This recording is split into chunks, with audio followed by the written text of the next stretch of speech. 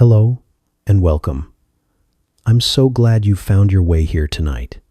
Maybe you've had a long day, or maybe you just needed a quiet place to land, a soft voice in the dark to carry you gently into rest. However you arrived, I'm glad you're here. There's nothing left to do now, nothing urgent, nothing loud. Just let your breath slow, your body grow lighter, and your thoughts settle like dust after the wind. You're not alone. You're here, resting with thousands of others in this quiet corner of the world. And tonight, we're not rushing through the noise. We're drifting softly through something older, something deep and alive beneath your feet. We're returning home. We're going to spend some time with Earth. And while you're settling in, before your eyes grow too heavy, I'd love it if you gently tapped subscribe or press the little hype button YouTube recently added. It's a small click, but it helps keep these experiments and explorations orbiting out into the algorithm. You can also leave a comment telling me where you're listening from and what time it is in your corner of the night. It's oddly fascinating to see where people are drifting off with us, scattered across the world, like stars across the galaxy. This won't be a list. It won't be rushed or numbered or read like a textbook. This is something different. This is a slow unraveling of marvels. A walk through the strange and familiar, the quiet and the vast. We're going to share 100 small truths about Earth, not all at once, but gradually, as if we were walking barefoot through forests, across deserts, under oceans, and over clouds. Some of these things you might already know. Others might surprise you, or simply remind you how rare it is to stop and look closely at the world we walk through every day. From space, Earth looks like a swirling marble, blue and white, wrapped in mist and light, a soft sphere afloat in the black. But down here, up close, it's different. It's dirt under your nails and wind in your lungs. It's the hush of snowfall and the roar of thunder. It's the sound of leaves turning in the wind, the smell of ocean salt, the feeling of grass beneath your bare feet. Earth is not just a planet, it is a living surface, a breathing skin stretched across stone and fire, water and memory. It's easy to forget we're on a world, that we are clinging to the outer shell of something ancient and spinning. But Earth has been turning for 4.5 billion years, long before there were eyes to watch it. Long before the continents settled into their shapes, or the first breath stirred in the first cell. It has never been still. It has boiled, frozen, cracked open, and healed. It has crashed into moons, absorbed meteors, and birthed mountains. Beneath your feet, even now, it churns, plate against plate, magma rising, sediment falling, a quiet engine of change humming just below the surface. And all the while, Earth moves. It spins once every 24 hours, fast enough to carry you around its waist at over 600 kilometers per hour if you're near the equator. And yet you feel none of it. No wind, no tilt. Just gravity holding you close, as if the planet were saying, "Stay. You belong here." It orbits the sun, too, at a staggering 30 kilometers every second. A speed so fast that even as you lie still in your bed, you're hurtling through space without effort. But Earth doesn't care about speed. It isn't in a hurry. It carries us in wide arcs through a solar system built of fire and rock, light and silence. It tilts on its axis like a slow dance, giving us seasons, solstices, migrations, and rhythms older than history. You are riding this planet every moment. You are part of its cycles whether you notice or not. Your body, made of atoms born in stars, is carried along with mountain ranges and oceans, forests and clouds. You breathe the air that trees made. You drink the water that once fell on ancient stone. You are not just on Earth. You are of Earth. And that's not just poetic. It's literal. The calcium in your bones came from long-dead marine life. The iron in your blood was pulled from minerals that sank through volcanic crust. You're stitched together with pieces of this place. And this place, It's not just one thing. It's many worlds layered on top of each other. The dry, cracked silence of deserts, the tangled green of jungles where light barely reaches the ground, the cold clarity of mountaintops above the clouds, the crushing blackness of deep oceans, the flicker of fireflies in the humid dusk of a summer field. Earth is not uniform. It is chaotic, diverse, wildly unrepeatable, and somehow all of it exists together in a delicate balance that allows life to your life to thrive. The planet doesn't demand our attention. It doesn't insist we be impressed. It just island, a quiet companion to our thoughts, our stories, our sleep. But if we do pay attention, if we lean into the wonder just a little, we begin to see how strange it all. Island that rain can fall as red dust in the Sahara, carried from halfway across the globe. That fungi can link entire forests through invisible threads. That stones can ring like bells. That snowflakes are six-sided blueprints etched in frozen air. Earth holds endless small miracles, tucked into the ordinary. And that's what we'll explore, slowly, over time. Not to memorize facts, but to remember where we are, to fall gently in love with this world again. So tonight, while the room grows darker and your mind begins to drift, let's begin. Not with noise, not with facts shouted across a screen, but with a quiet walk through the layers of this home. Let Earth turn beneath you. Let it carry you through the night. And as you listen, you may notice your breath has slowed, that your thoughts are softer, that your body feels heavier in the bed, as if gravity itself were tucking you in.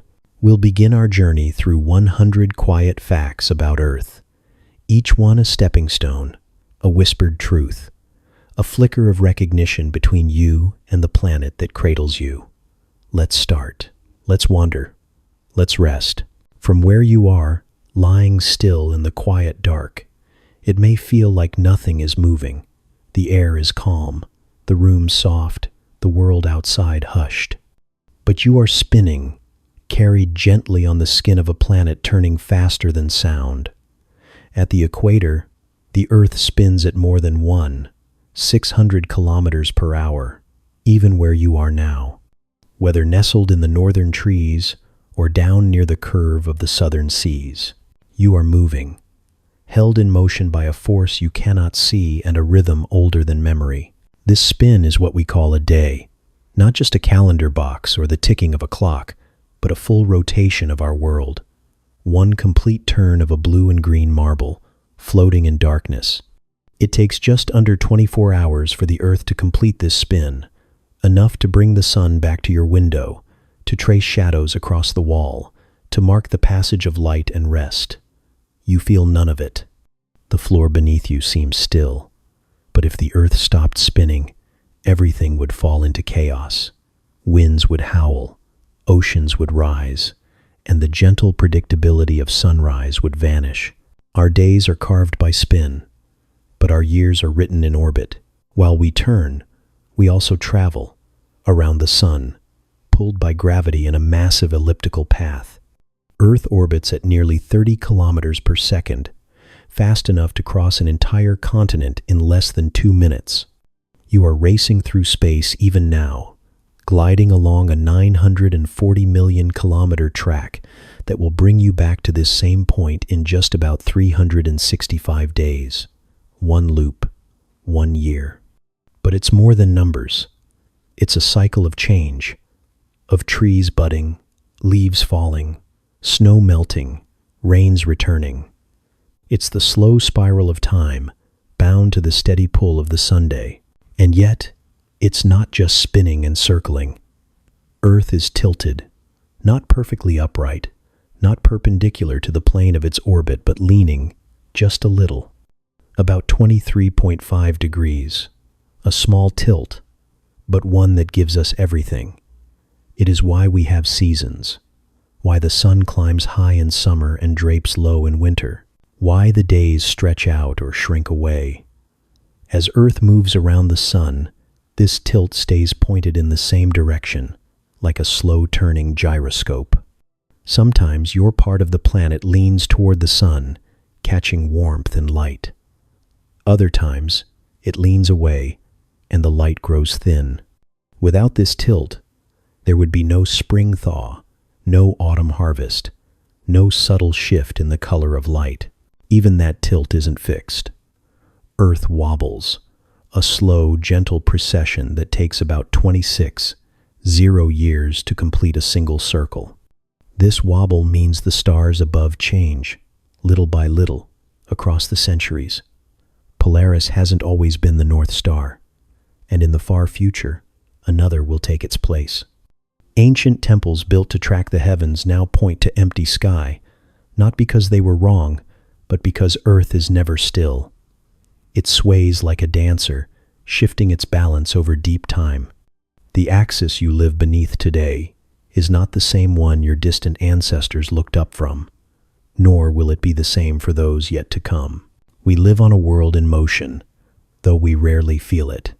We plant roots, build cities, draw borders, all on a sphere that never stops turning or traveling. Beneath every step is a planet that moves with the grace of orbit and the strength of gravity. And yet, it makes no sound. There is no engine, no thrumming pulse, no wheel to see, just silence and time. Every sunrise, every moonrise, every shifting constellation is a quiet reminder that motion is our constant companion. Even in your sleep, you are not still. As your breath slows and your muscles loosen, Earth carries you forward, through night, toward morning, through winter, toward spring, through centuries and cycles too vast to name. The sky may look steady, but it is always shifting. You are part of that drift. Spinning, orbiting, wobbling, drifting through a universe that never pauses. From above, Earth seems so serene, a cloud-streaked sphere turning slowly in the dark. But from here, within it, it is more than serene. It is alive. Not with noise or chaos, but with rhythm. The rhythm of days and years, of tides and seasons, of night giving way to dawn.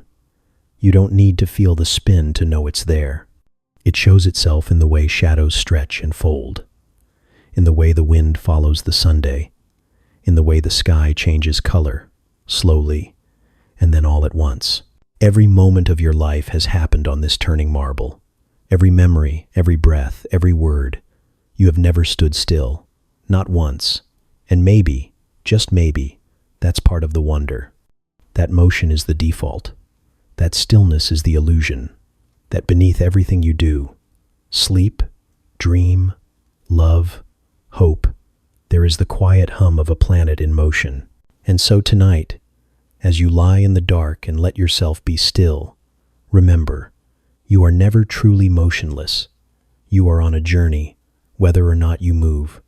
The world beneath you spins and drifts, pulls and leans, wobbles and turns. It carries you through time, through space, through the gentle unfolding of night and day. You are part of that pattern. You are part of this planet. You are moving still. Above you, the sky stretches wide and endless, painted in shades of blue by day, darkened into velvet by night. It feels infinite, weightless, open. But in truth, it's a fragile veil, a thin, invisible blanket wrapped around the earth, held in place by gravity, stretching just a few hundred kilometers above the surface before fading into the vacuum of space. Almost everything you've ever known, every word spoken, every breath taken, every note of music played, has happened within this narrow shell of air. It is not thick, not impenetrable. If Earth were the size of a classroom globe, the atmosphere would be thinner than a single coat of varnish. And yet, it is everything. Our atmosphere is mostly nitrogen, about 78%, colorless, odorless, and essential. Oxygen makes up 21%, what your lungs reach for with every inhale, what your cells rely on to keep you alive. The final 1% is a collection of traces: argon, carbon dioxide, neon, helium, methane, ozone, and others. Some in such small amounts they barely register. And yet, in that 1% lies the balance of life, the breath of forests, the burn of fire, the warmth that makes oceans flow and seeds sprout. 78% nitrogen, 21% oxygen, and a trace of wonder. From where we stand, the sky appears blue, but that color is a trick of scattering, sunlight bouncing off molecules, redirected toward your eyes in a sea of short wavelengths. It isn't the air that's blue, and if you could see the sky from above, from space, it would not be blue at all, just black, silent, and endless. The blue belongs to us, to those below the veil, a gift of light filtered through gas. The same way sunsets burn orange and red, not because the sun changes, but because our atmosphere bends the light that reaches us. This thin layer is divided into 5 main regions, each one stranger than the last. Closest to us is the troposphere, where all weather lives. It's where clouds form, winds blow, and rain falls. It only extends about 12 kilometers up, and yet it's where almost everything you feel takes place. Planes fly at the top of this layer, skimming its edge like insects on water. Above that is the stratosphere, stretching to around 50 kilometers. This is where the ozone layer lives, absorbing ultraviolet rays from the sunday. It's colder, thinner, and quieter here. Balloons can rise into it, but humans cannot survive in its emptiness for long. Next comes the mesosphere, high above even the tallest storms.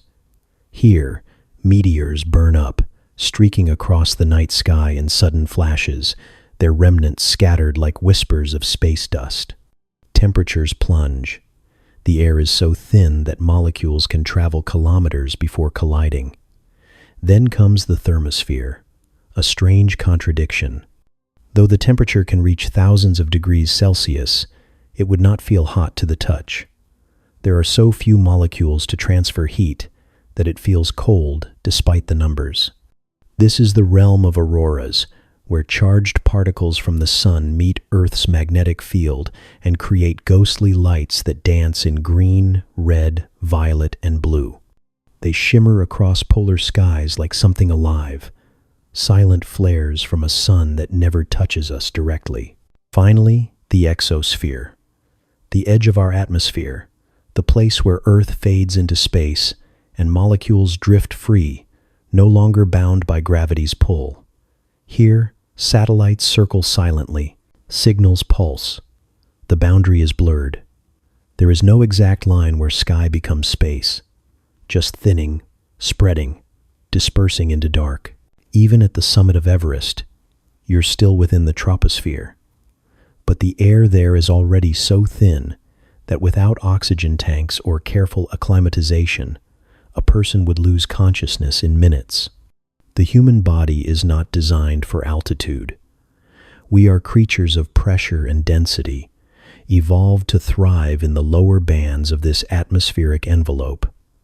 Our lungs are tuned to a very narrow range.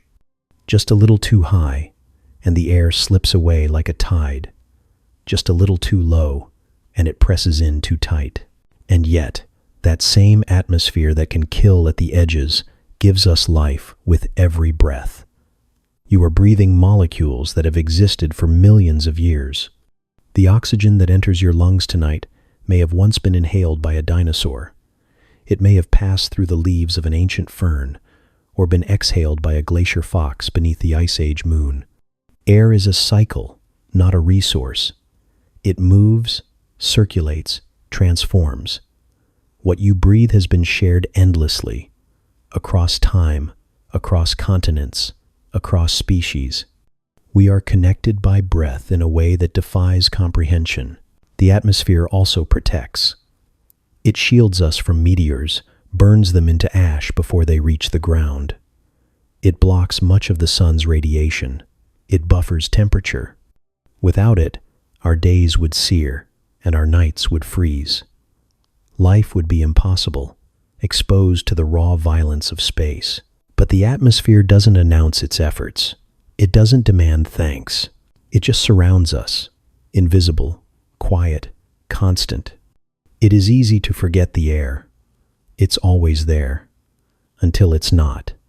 Until the wind stills, or the heat rises, or the smoke clouds come. Only then do we remember. The sky is not just above us. It's within us, filling our lungs, lifting seeds, carrying pollen, spreading songs and stories. The air holds more than gases. It holds birds in flight, sound in motion, warmth in waves. It is the stage upon which life moves and speaks. As you lie here now, your breathing soft and steady, remember that you are surrounded by a system vast and delicate. You are held in a blanket of gases that has been shaped by volcanoes, forests, plankton, and time. It is not infinite, but it is generous. Every breath you take is a continuation of Earth's great exhale, a quiet reminder that life depends not on what we build, but on what we often forget to see. Outside your window, the sky may be dark, but it is not empty. It is layered, charged, alive.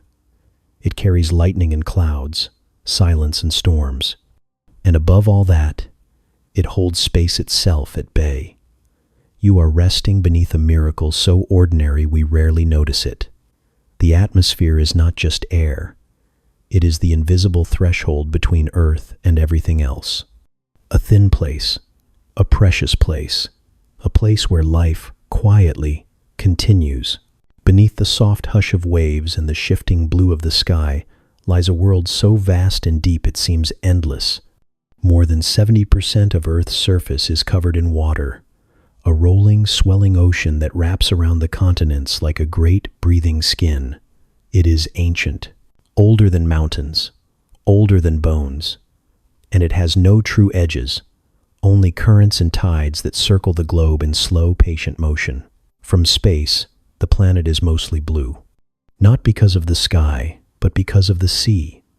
Earth is, in every way that matters, an ocean world.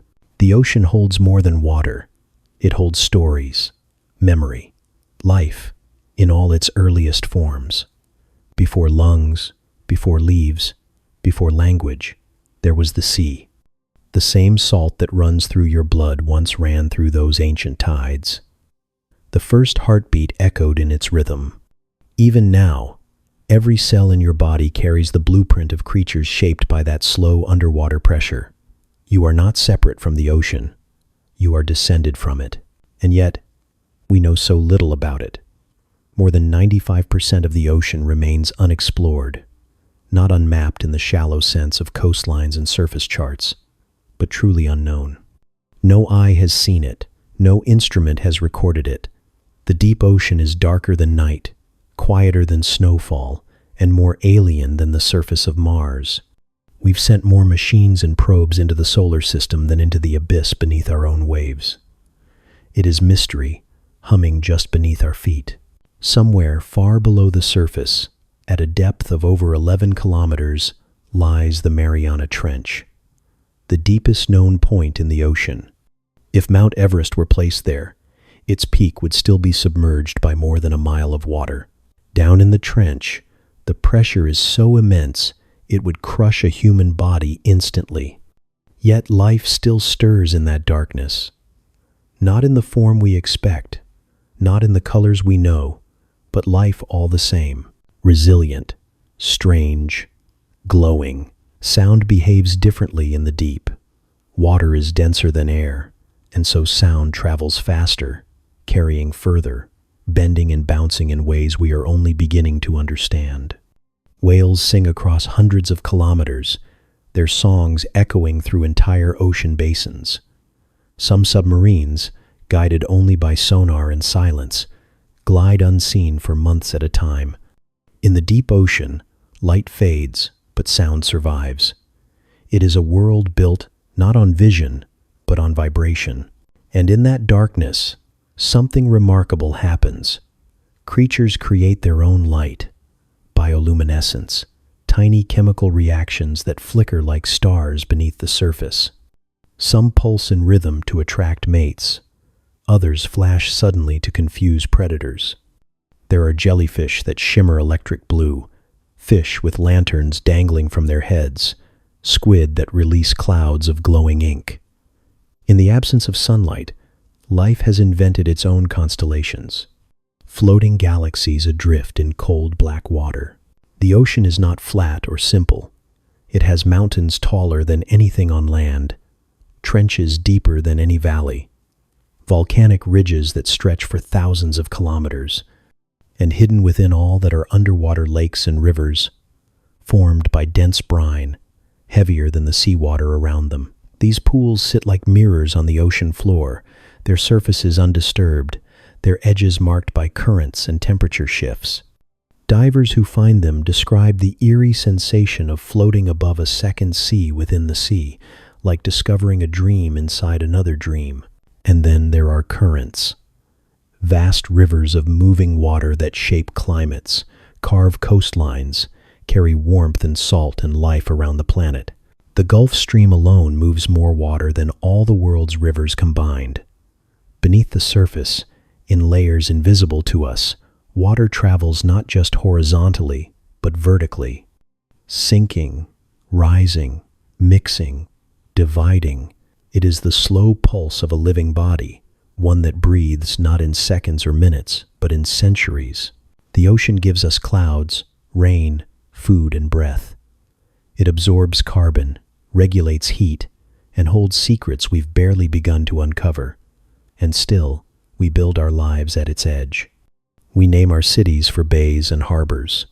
We sit on beaches and watch the tides, pretending for a moment that we understand them. But the ocean is not tame. It is wild in ways we cannot domesticate. It has moods, memory, history. Storms churn from its heart. Waves rise from its sleep. And when it speaks, we listen. In the stillness of night, the sea does not sleep. Even when the surface is calm, currents move beneath. Schools of fish twist in shimmering clouds. Plankton drift, feeding on light and motion. In some places, entire forests of kelp sway with the rhythm of invisible tides, rising and falling in a ballet choreographed by the moon. Time in the ocean is not counted in hours. It is measured in migrations, in cycles, in the slow evolution of coral or the sudden flicker of a phosphorescent tide. Right now, as you lie still and breathe, the ocean moves. A wave breaks on a distant shore. A deep-sea creature glows for the first time in centuries. A current changes course. The sea is in motion, always. It listens and shifts, carries and hides. We live on its surface, but we do not own it. The ocean does not belong to us. We belong to it. So let it carry you for a while. Let the thought of it rise and fall in your mind like a tide.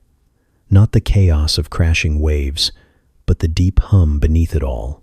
The heartbeat of a planet wrapped in water, ancient and alive.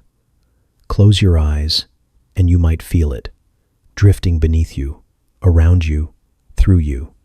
A cradle of salt and silence, holding the memory of everything that came before and everything still to come. Beneath the ground you walk on, beneath the roots of trees and the bones of the mountains, beneath the deepest mines and the sunless trenches, earth burns. Not with flame, but with pressure, with motion, with the ancient heat left over from the birth of the planet itself. The heart of the earth is not cold or still.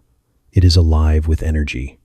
At the very center, more than 6,000 kilometers beneath your feet, lies the inner core, a solid sphere of iron and nickel, dense and compact, spinning slowly within a sea of molten metal. It is as hot as the surface of the Sunday. Surrounding that inner core is the outer core, a swirling ocean of liquid metal that moves and flows in great looping currents. As it moves, it generates Earth's magnetic field, a silent shield that stretches far into space, deflecting solar winds and cosmic radiation, keeping our atmosphere intact and our skies lit with gentle auroras rather than scoured by solar storms. This liquid motion creates the compass, the poles, the subtle tug that birds and whales and even ancient sailors once followed, all from a fire no one has ever seen.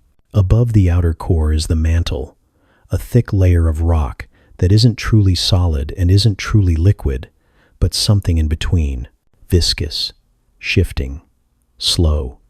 It moves in great convection currents, carrying heat outward and dragging the surface above it in vast, creeping motions. The crust, what we live on, is a thin shell, like the skin on cooling soup. It floats on this mantle, cracked into pieces that we call tectonic plates. These plates are always moving, though so slowly we rarely notice. Some drift apart, some slide past each other, some collide, folding into mountains or plunging beneath one another in deep subduction zones. It's easy to imagine continents as fixed, as permanent, but they are not. They are ships adrift on molten seas, pushed and pulled by forces that have shaped the world for hundreds of millions of years. The Atlantic Ocean is growing wider by a few centimeters each year, while the Pacific shrinks. The Himalayas are rising, bit by bit, as India continues to push into Asia. The ground beneath us is not steady. It is in motion. Always. Sometimes, the earth reminds us of this motion with a sudden, violent gesture. An earthquake is not just a tremble or a shudder. It is the release of tension built up over years or centuries as plates lock and grind against each other. When they slip, the energy ripples outward in waves. Cities shake, mountains crack. The surface ripples like water. What seems solid becomes fluid for a moment, and we are reminded that nothing beneath our feet is truly still. And then there are volcanoes, vents where Earth's heat breaks through the crust, spilling molten rock, ash, gas, and fire. Some erupt in violent explosions, reshaping landscapes in hours. Others ooze lava in slow, glowing rivers, building land as they cool. Volcanic islands rise from the sea, raw and steaming. Whole continents have been born this way, pieced together by eruptions layered over millions of years. Even now, new land is forming beneath the ocean, hidden from view, waiting to break the surface. But not all volcanoes roar.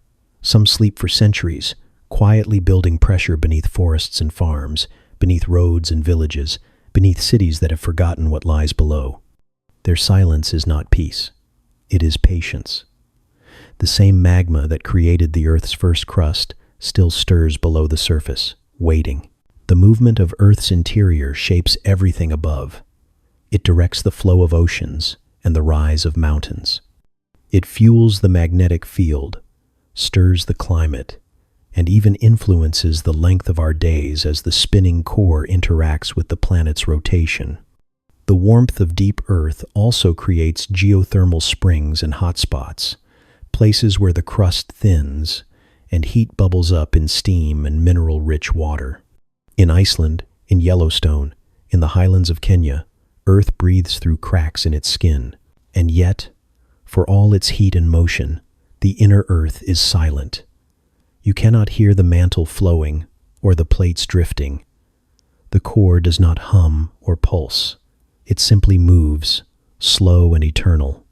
We know it not by sight, but by its fingerprints. Magnetism, earthquakes, volcanic rock, and the shifting of land. Every stone you touch was shaped by this hidden fire. Every mountain has roots in this unseen engine.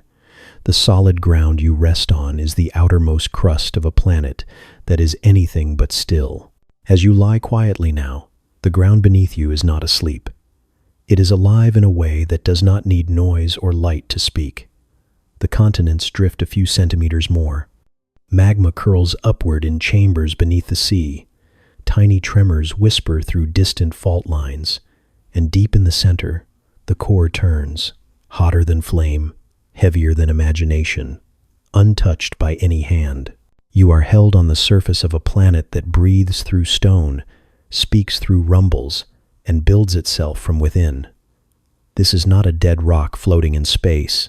This is Earth, molten, shifting, radiant with buried light, a world that still dreams in fire. Beneath your feet lies a story older than language, older than breath, older than stars in their current constellations. Earth keeps its memory not in books or songs, but in stone. Every ridge, every cliff, every fragment of pebble is part of a record written across billions of years. The crust and the outermost skin of the earth is incredibly thin, no thicker in proportion than an eggshell wrapped around a yolk, and yet it holds the weight of oceans, forests, cities, mountains, and time itself. The oldest rocks ever found are more than 4 billion years old, born just a few 100 million years after the planet itself took shape. They sit quietly in places like Canada's cratons and Australia's ancient beds, untouched by glacial scouring or volcanic renewal.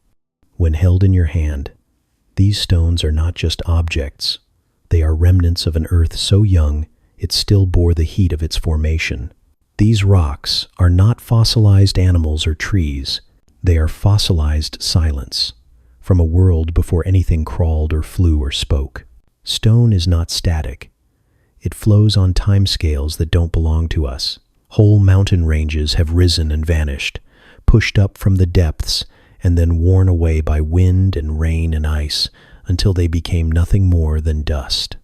There were mountains once taller than Everest, jagged and sharp, scraping against the sky. Now they are sand on beaches, grains in rivers, layers buried beneath layers. What was once summit is now sediment. Even the bones of the planet erode, returning again and again to the sea. Every rock you touch has moved. Not always far, not always fast, but moved just the same. Uplifted, folded, fractured, melted, and reformed. The continents themselves are built of ancient stone blocks, fused together like puzzles over eons of tectonic drift. Some of those pieces began at the South Pole and now sit near the equator. Others broke off from supercontinents long vanished, like Gondwana and Pangaea, scattering pieces of land across the globe like seeds in a slow-motion wind. Fossils are time turned to stone. They are not just bones, but imprints of shells, leaves, burrows, and even raindrops hardened into rock. A single fossilized fern holds the ghost of a forest floor walked by creatures no longer remembered. A trilobite pressed into shale is a photograph of a life from 500 million years ago. These are not just remnants of life, but echoes. A quiet chorus of things that once lived, once moved, once fed under strange skies. They are as close as we come to hearing Earth's long-forgotten songs. And then there is sand, simple, soft, and everywhere. But look closer, and each grain holds its own story. Some grains of sand are older than the dinosaurs. They've been part of mountains, rivers, deserts, glaciers. They've been buried, released, ground down again and again into smaller and smaller pieces until they became what we call sand.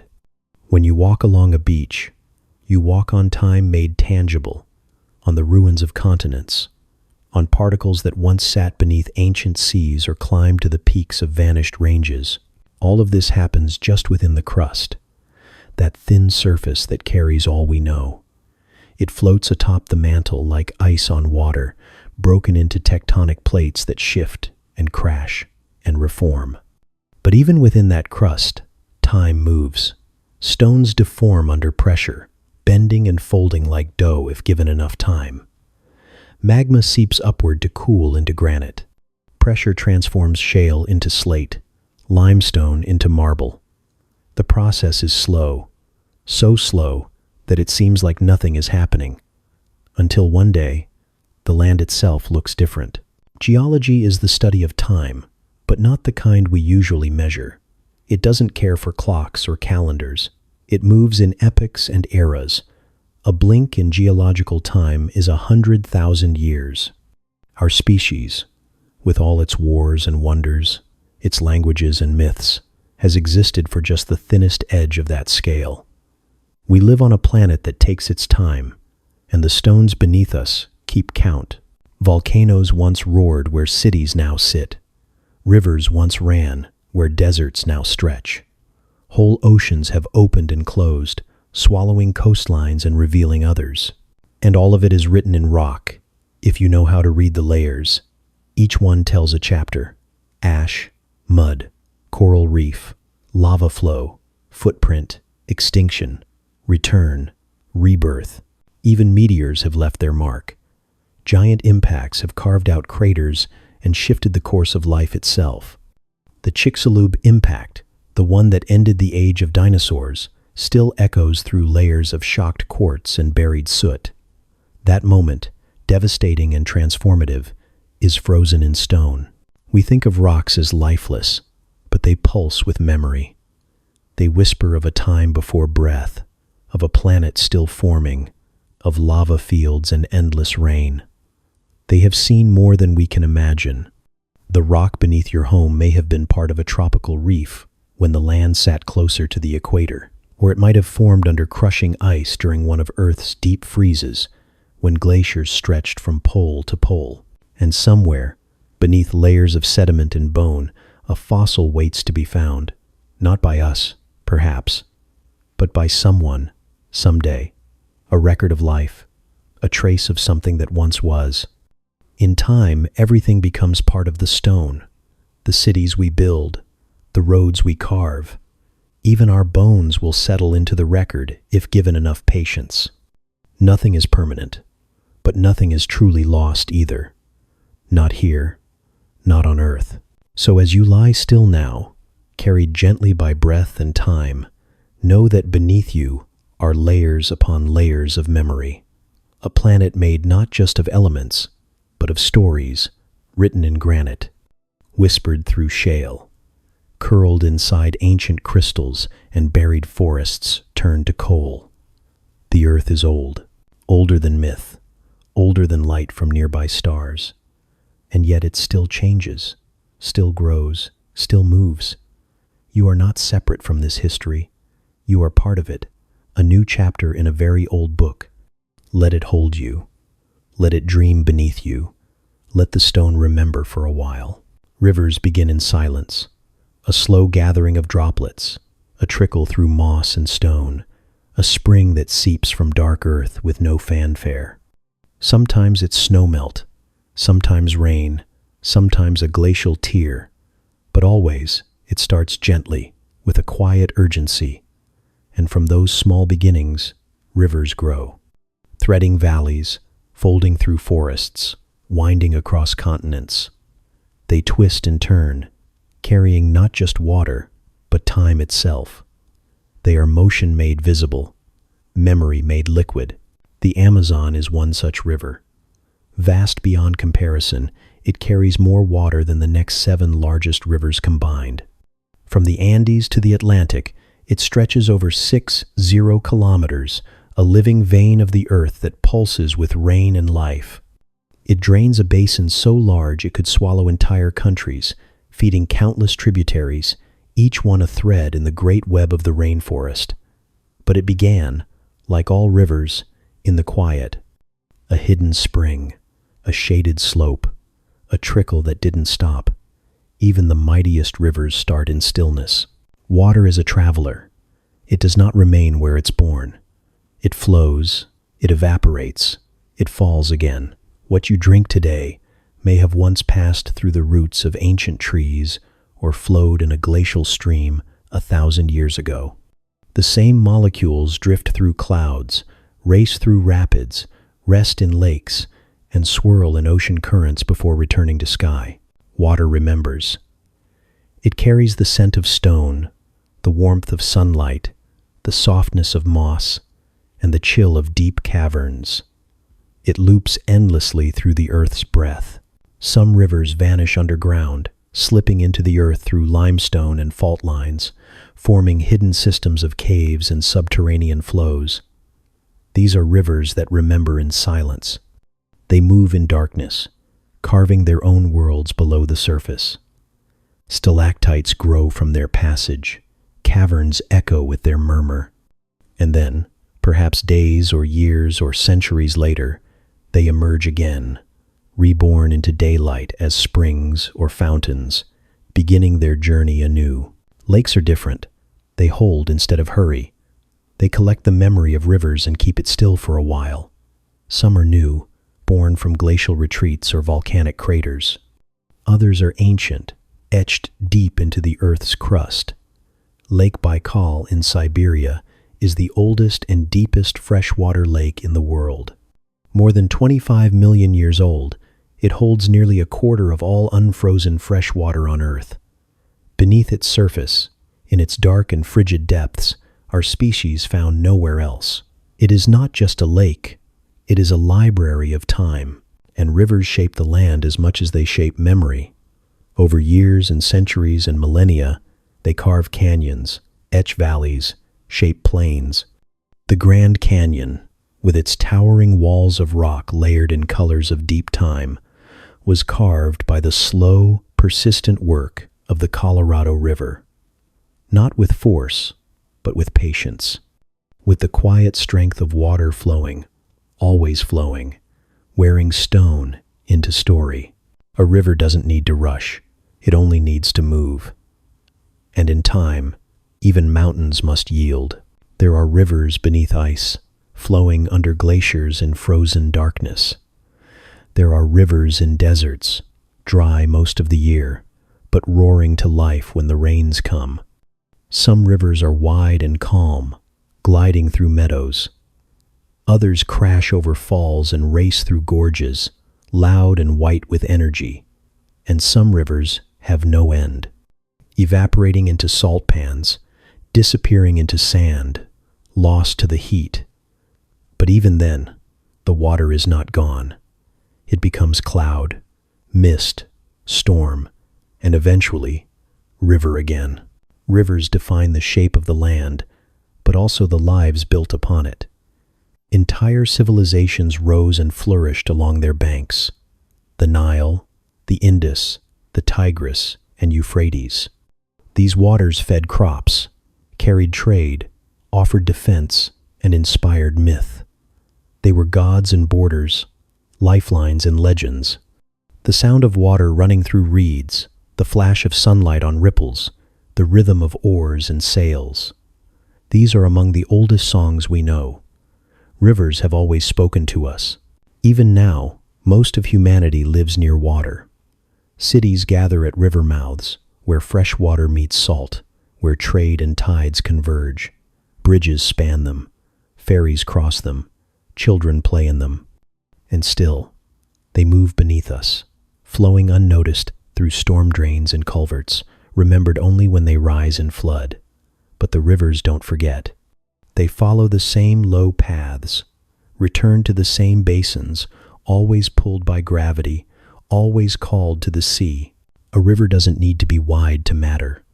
A narrow stream cutting through farmland, a brook hidden in a forest, a trickle running down stone after a storm.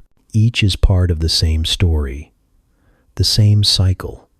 What rains today will run tomorrow. What flows today will fall again. The water that cools your skin may once have moved beneath the ice of a vanished age. It's all connected, looping endlessly through the world's breath, through mountain and meadow and sky. And all of this flowing memory, rests on a planet that turns slowly beneath stars, wrapped in atmosphere, edged by tides. The rivers run even as you sleep. The lakes shimmer beneath moonlight. Water travels while we dream. Somewhere right now, a river is carving stone, a lake is holding stars, and a raindrop is beginning the long journey back to sea. The earth hums with this motion, a quiet, constant song. So rest now. Let yourself drift as the water drifts. Let the memory of rivers carry you. No need to hurry. The flow is gentle tonight. The world is still turning, and the rivers are still remembering, even in the dark. In the far corners of the planet, where the sun barely rises and the air burns with cold, Earth wears its oldest, quietest veil, ice. Vast, shimmering, and slow, this frozen mantle covers mountaintops, stretches across poles, and sleeps in crevices carved by time.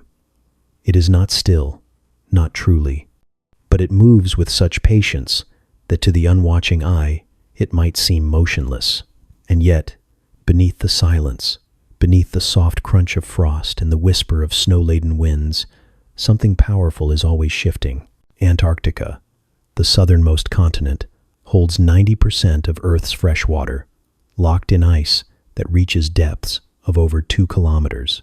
This land of white is not barren. It is layered, time stacked upon time. Each snowfall compressed by the weight of those that followed, forming a continent of memory. Every flake that once fell now forms part of a continent that has not seen rain in centuries. But listen closely. This frozen land isn't dead. It groans, it creaks, it breathes ice. Glaciers are rivers of frozen time. They move imperceptibly, flowing not with water but with solid ice, their massive bodies grinding against the bedrock beneath them. Over years, decades, centuries, they inch forward, carving valleys, shaping mountains, pressing boulders into powder.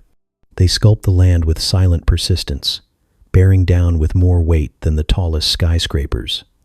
It is slow violence, erosion not by storm or quake, but by cold and pressure, and the sheer force of waiting. When a glacier calves, it breaks.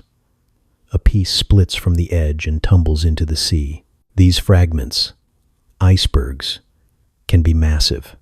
Some are the size of cities, floating cathedrals of ice adrift on the ocean. They seem silent, but they are not. They crack, they shift, they sing.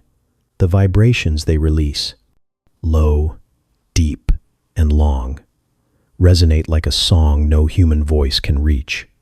Instruments on the seafloor capture them, the voice of ice, ancient and aching, echoing through salt water. And above all of this, locked within the layers of polar ice, is air, trapped bubbles of atmosphere from hundreds of thousands of years ago, perfectly preserved. Scientists drill deep into ice sheets to extract cores, long cylinders of layered snow and frost. Within them are tiny records of Earth's breath: carbon dioxide, methane, dust, pollen. Some of this air is over 800, 0 years old, older than the human species. In those cores is a memory of Earth's past climates, a frozen diary of ancient skies. To the north, the Arctic waits. Unlike Antarctica, it is not land but ocean, a sea capped by floating ice. The North Pole is water beneath the frozen surface, shifting with currents and winds. The Arctic ice waxes and wanes with the seasons, shrinking in the summer, expanding in the cold. Beneath it, strange ecosystems thrive. Beneath it, whales sing. The polar bear walks its surface, navigating the changing shapes of flows, depending on the cold to hunt and survive. But the ice is thinning. The ice has always changed. There have been ice ages, epochs when glaciers reached as far as the tropics, when the earth seemed locked in a deep and bitter breath. And there have been times, too, when the ice retreated, when warmth bloomed and forests returned to lands once frozen. We live in one of those warmer periods now, though the glaciers still remember what once was. They retreat slowly, as if reluctant to let go, but they retreat nonetheless.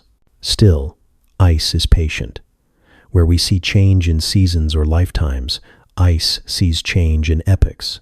The sheet that covers Greenland has survived the rise and fall of civilizations.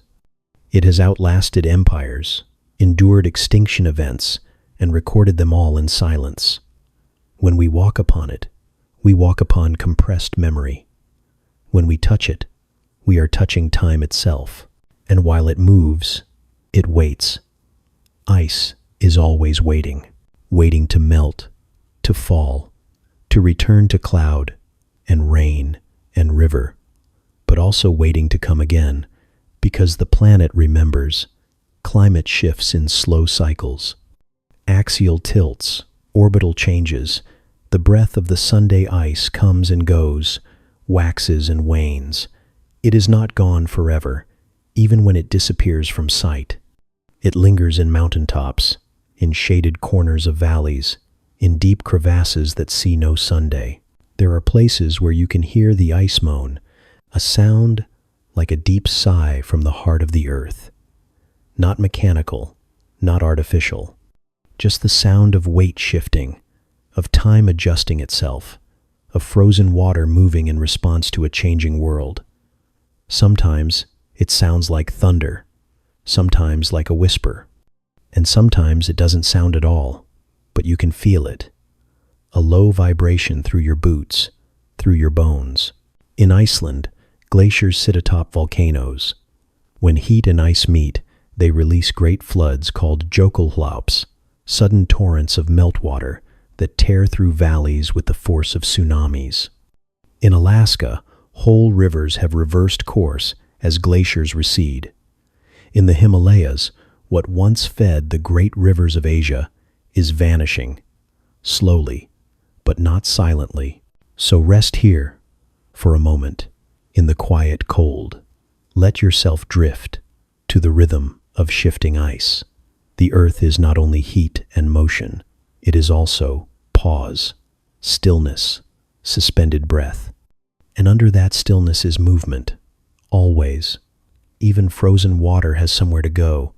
Even glaciers are pulled by gravity and time. As you lie still tonight, somewhere far to the south, beneath a sky filled with stars that seem closer in the cold, the great ice sheets continue their ancient task. They press, they flow, they hold the memory of the world. They are the earth's slow exhale. And even in silence, they sing, high above the surface, where the blue fades toward black, and the air is thin enough to whisper, but too faint to hold.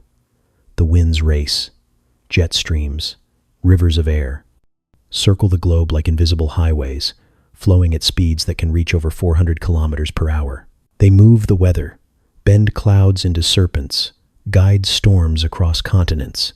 You can't see them, but you can feel their influence in the changing light, in the sudden stillness before rain, in the way the air shifts before a front arrives.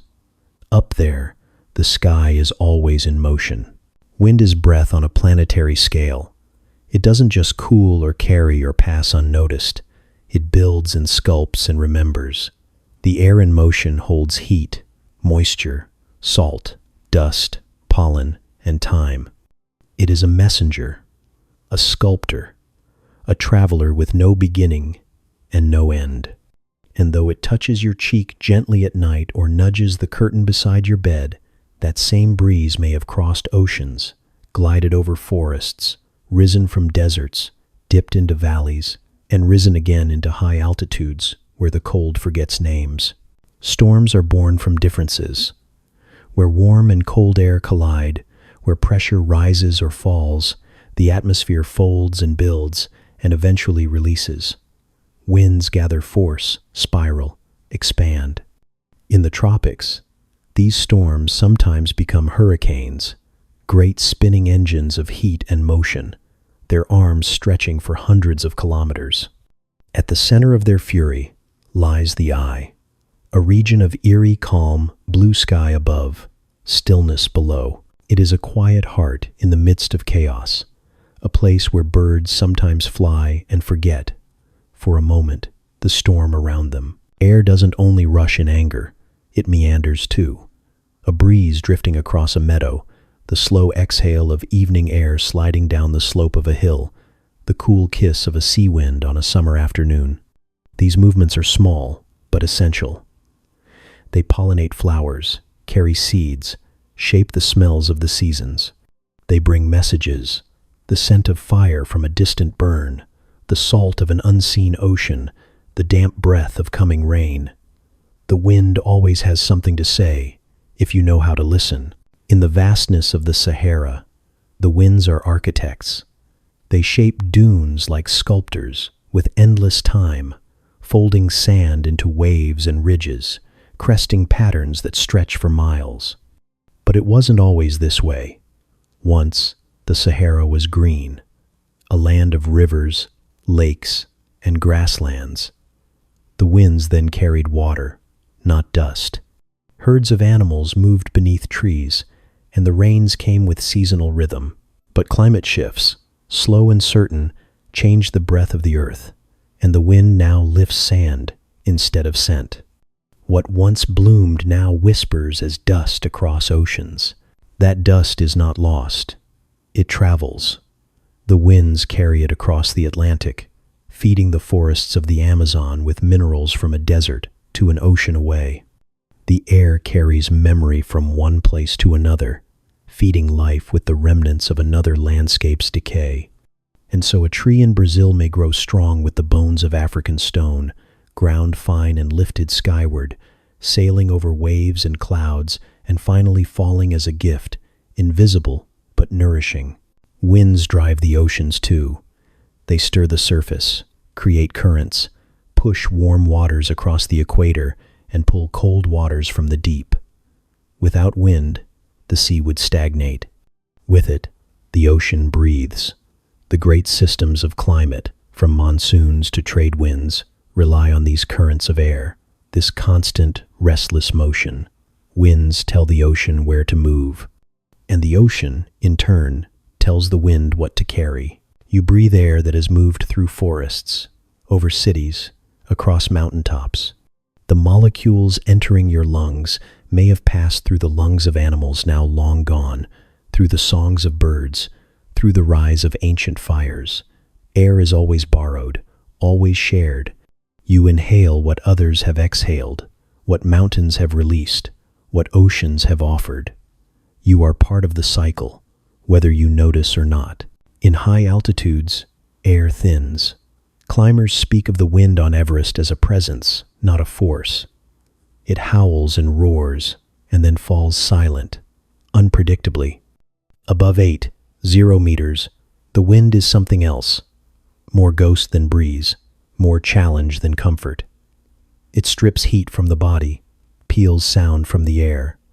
But still, even here, it moves with purpose, carrying ice crystals, shaping cornices, whispering across the highest places on Earth. No peak is untouched. There is something deeply human in the wind. It fills sails, moves kites, turns turbines, powers flights, and scatters ash. It sings in cracks, whistles through branches, rushes through alleyways. It doesn't ask permission. It's simply island, ever present, ever moving. You can't see it, but you know it's there. You recognize its moods, gentle, fierce, teasing, relentless. It's always been a companion. From the earliest fires fanned by cave entrances to the spinning blades of modern wind farms. And always, the wind returns. The same air that left may come back, changed but familiar. The world's breath never ends. It just circles, moving warmth from here to there, lifting storm and silence alike. You are surrounded by it even now, as you settle into stillness, while the world continues its quiet exhale. Somewhere, far above, the jet streams are racing. Somewhere, deep in the tropics, a storm is forming. Somewhere, across the sands, winds are sculpting dunes no eye will see. And somewhere close, right there, at your window, a breeze stirs the curtains, gentle and curious, part of something vast and old and endlessly in motion. Let it pass through you. Let it carry you. Let it remind you that even in rest, even in quiet, the earth continues to breathe. The earth wears life like a second skin, thin, fragile, but impossibly complex. It clings to stone and floats on air, rides the backs of ocean currents and huddles in the warmth of volcanic vents. This biosphere, this veil of green and breath and motion, is shallow when measured in depth, but infinite when measured in meaning. From the deep roots of forests to the drifting plankton of the sea, from the windswept grasses to the microscopic dancers in a single drop of pond water, life surrounds us, presses in quietly, and fills the spaces between silence. Even beneath the ground, where light has never reached, life stirs. Miles below the crust, in cracks and pores of rock, Microbes thrive in conditions that once seemed impossible.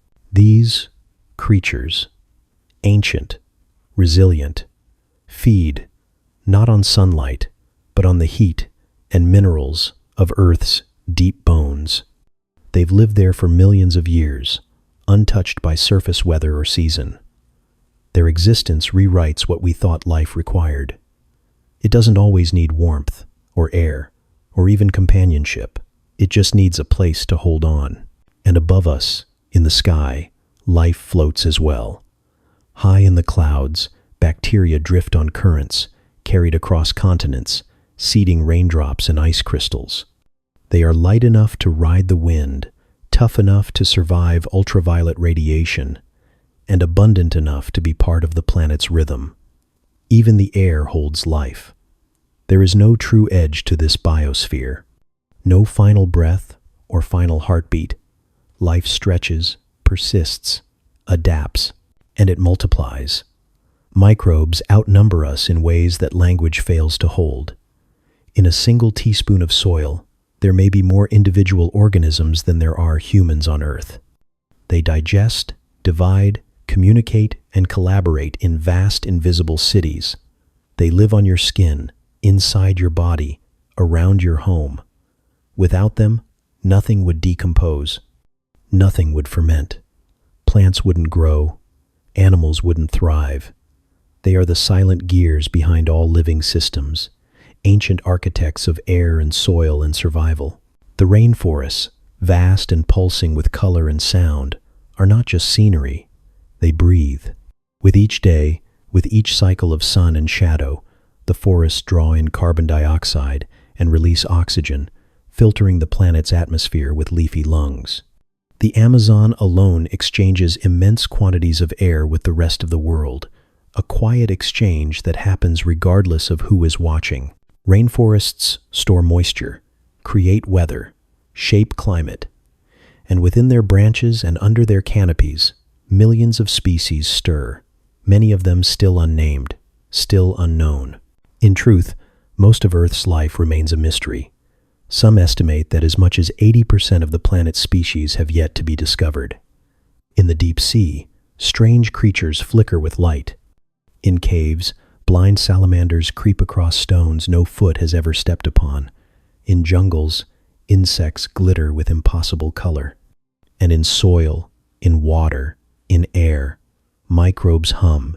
In networks, we are only beginning to see. Every discovery is a door into another. Every tiny form contains secrets of survival, beauty, and connection. And still, despite the wild diversity, the miraculous variation of wings and roots and scales and blood, every living thing on Earth is made from the same basic instructions. The same 4 letters of DNA, arranged and rearranged, form whales and moss and sparrows and sunflowers. A single language, written in molecular code, unfolding into trillions of lives. This is not coincidence. It is continuity, a thread unbroken for billions of years. That thread stretches back to the earliest stirrings of life. Perhaps a cluster of molecules sheltered in a tide pool. Perhaps something deeper, in a thermal vent or a clay bed warmed by volcanic breath. We don't know the exact moment when chemistry became biology, when motion became intention. But once it began, it never stopped. Life reached forward. It failed. It succeeded. It adapted. It branched. Some branches ended. Others became the world we now know. You are part of that branch. So is the beetle in the tree, and the algae on the lake, and the fox slipping through the grass. Every life, every form, is a continuation of that first beginning. We are not separate from it. We are not standing on the edge, looking in. We are woven into it, threads in a great, living fabric. And whether we name it or not, whether we understand it fully or only in fragments, it holds us. This living skin of Earth is not guaranteed. It is not indestructible, but it is stubborn. Life has survived fire and ice, impacts and floods, extinction and upheaval. And still, It grows. Still, it finds new forms. It wraps around thermal vents. It colonizes abandoned places. It rebounds, regrows, resists. Sometimes all it needs is a single cell, a drop of water, and a little time. Even as you lie still now, life is moving. Inside you, cells divide and communicate. Outside, leaves shift in response to moonlight. Roots follow faint trails of water. Nocturnal creatures stir into their silent routines. The world doesn't sleep.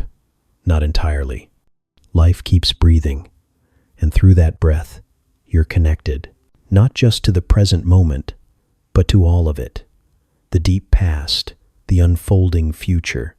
To the trilobites that once crawled on ancient shores. To the plants that first reached for the sky. To the microbes that lived before the sun rose on Earth's first morning. You are made of the same dust, shaped by the same code, bound by the same thread. So breathe slowly now, and remember, the skin of this planet lives and pulses and hums from the ocean's floor to the sky's edge. And somehow, you're part of it. You always have been. There are places in the world where the trees have stood longer than any building, longer than any known civilization. Their roots wind deep through time, gripping soil that has shifted with ice ages, warmed under ancient suns, and borne witness to creatures now long gone.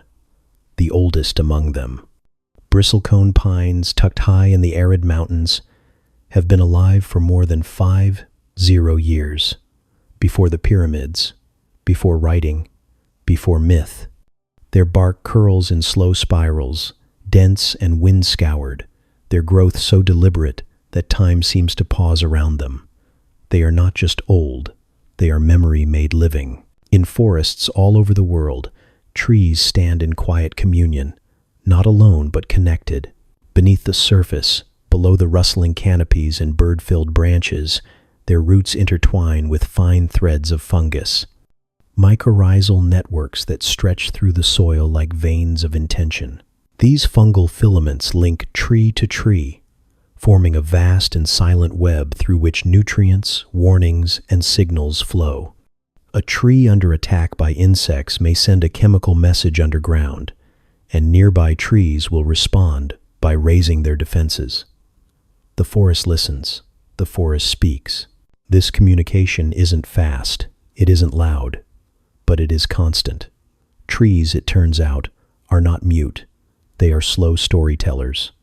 Through scent, through sap, through subtle pulses of chemistry, they describe their state of being. They signal stress, share sugar, even shift their growth in response to the health of their neighbors. In these vast green cathedrals, cooperation thrives alongside competition. Old trees nourish young ones. Dying trees pass on what they can. A forest is not just a collection of trees. It is a living network, a society of rooted beings. At the surface, leaves stretch wide toward the sky, each one a solar panel of astonishing grace. Through photosynthesis, this ancient alchemy, they convert sunlight, water, and carbon dioxide into sugar, the simple fuel of life. This quiet miracle unfolds billions of times over, every day, on every leaf. And in doing so, they release oxygen, the breath we rely on. We exhale carbon dioxide. They inhale it. They exhale oxygen. We breathe it in. It is a perfect exchange, a quiet rhythm, and it binds us to the trees in ways deeper than metaphor. Each tree is a world unto itself. A single oak, a towering sequoia, even a modest city maple, may host over 2 million organisms. Insects in the bark, birds in the branches, fungi at the roots, moss along the trunk, and microscopic life teeming on every surface. Ants follow ancient roots along the grooves in bark. Caterpillars curl in leaves that unfurl like green galaxies. Owls raise their young in hollows that echo with age. A tree isn't just wood and leaves. It is structure, shelter, system. It is home. And trees, like all life, respond to the world around them. They lean toward light. They drop their leaves to conserve water. They twist and adapt to wind and space. In dry years, they grow more slowly, their rings tighter. In abundant years, they stretch, reaching higher. Their wood records everything, the fires they've endured, the droughts they've survived, the rhythms of the land. Reading a tree's rings is reading a diary written in silence. In tropical forests, the growth is wild, tangled, and unrelenting. Lianas spiral upward, vines chase sunlight in bold loops, and trees push toward the sky in a race to reach the light. The canopy pulses with life, a green ocean stirred by wind and birdsong. In boreal forests, the mood is different, quieter, slower. Spruce and fir gather like sentinels, their needles holding snow, their roots buried in moss and cold. In each region, the trees shape not only the land but the atmosphere, the climate, the water cycle. Their presence bends the world around them. Some trees, like the aspen, blur the line between the individual and the collective. What looks like a grove, hundreds of trunks, is often one organism, all stems connected underground by a shared root system. They rise together, fall together, grow as one. Pando, a single clonal colony in Utah, may be one of the largest and oldest living organisms on Earth. And still it quakes in the breeze, each leaf fluttering as if separate, unaware of the deeper unity. Trees anchor memories too. A tree planted at a birth, growing beside a childhood home, marking a path once walked with someone now gone. Their presence is quiet, but enduring. They stand where they were rooted, through war and peace, through joy and storm, through decades that pass like seasons. We measure time by their growth. We rest in their shade. We carve our names into their skin. And they remember, in their own way. In autumn, the trees let go. Leaves fall in a slow and golden rain, carpeting the earth with the year's final breath. The colors shift from green to flame to rust, and then to quiet. This shedding is not death. It is preparation. Trees know how to rest. They know the value of stillness, the wisdom of storing energy, the patience of waiting. And in spring, without fanfare, they begin again. Buds swell, green returns, the story continues. In this chapter of Earth, the trees are the slow heartbeat. They teach us that strength can be soft, that stillness can be full of life, that to grow slowly is not to fall behind, but to endure. They hold storms and time and silence. And even now, as you settle into sleep, somewhere in the darkened forest, a leaf is unfurling, reaching upward, turning light into life once again. Beneath the surface of the earth, far deeper than sunlight can reach, past the reach of divers and the maps of most vessels, life persists in shadows so absolute they seem more like absence than space. Yet even here, in pressure that would crush bones and silence that hums with weight, creatures glide and pulse and flicker with an eerie, internal light. The deep sea, the hidden earth, the uncharted caves, all hold life that has never needed the sky, that has shaped itself around darkness like water around stone. Some of these creatures seem more imagined than real. The barrel-eye fish, for instance, swims through the ocean twilight with a head as clear as glass, its tubular eyes not on the sides of its face but pointing upward, peering through its own transparent skull to scan for the silhouettes of prey above. Its gelatinous dome shimmers faintly, offering a glimpse into anatomy normally concealed, a strange and elegant solution for survival in a place where seeing is a matter of inches, not miles. Here, evolution is not polished or graceful. It is creative. Bioluminescence is one of the deep's most poetic tricks. Light without fire, color without heat. Countless species manufacture their own glow, using chemical reactions to create brief pulses of radiance that float through the dark like underwater stars. Some use it to lure prey, crafting a glowing decoy to mimic a smaller fish or a drifting worm. Others use it to confuse predators, releasing glowing clouds to mislead the chase. A few flicker in tandem, sending silent signals through the water like coded language. Light becomes lure, defense, communication, disguise. In a realm without sun, light is not an advantage. It is magic. But not all adaptations are about glow. Some creatures embrace the dark. They give up eyes entirely, like the blind cave fish, its skin smooth and pale, its senses sharpened in other directions. Others grow large jaws with needle-like teeth to trap whatever might drift within reach. Some live stationary lives, rooted like corals, waiting for food to pass by. And deeper still, around hydrothermal vents where boiling minerals pour from Earth's crust, entire ecosystems bloom without a trace of sunlight. Here, in what scientists once thought were dead zones, bacteria feed not on photosynthesis, but on chemosynthesis, converting chemical-rich plumes into energy. These bacteria form the base of a food chain that supports crabs, worms, anemones, and strange tube-like creatures with blood-red plumes. It's a reminder that sunlight is not the only path to life. Heat, chemistry, pressure, life reimagines the rules whenever it must. There are shrimp that live in near-boiling water, worms that survive on hydrogen sulfide, creatures that thrive in what should be lethal, shaping their biology around extremes. The further we explore, the more resilient life reveals itself to be. In salt flats and acidic springs, in frozen Antarctic lakes and dry desert crusts, microorganisms not only persist, but flourish. There are algae that survive in radiation-blasted conditions, bacteria that can metabolize uranium, and then there are tardigrades, tiny, water-dwelling beings with 8 stubby legs and a resistance to death so profound it seems supernatural. They can survive freezing, boiling, dehydration, vacuum, and even the vacuum of space itself. They simply dry out, curl into a dormant state, and wait. Years can pass, decades, and when water returns, so do they. These creatures do not fear the end. They wait for a beginning. The strange thing is, we've barely scratched the surface.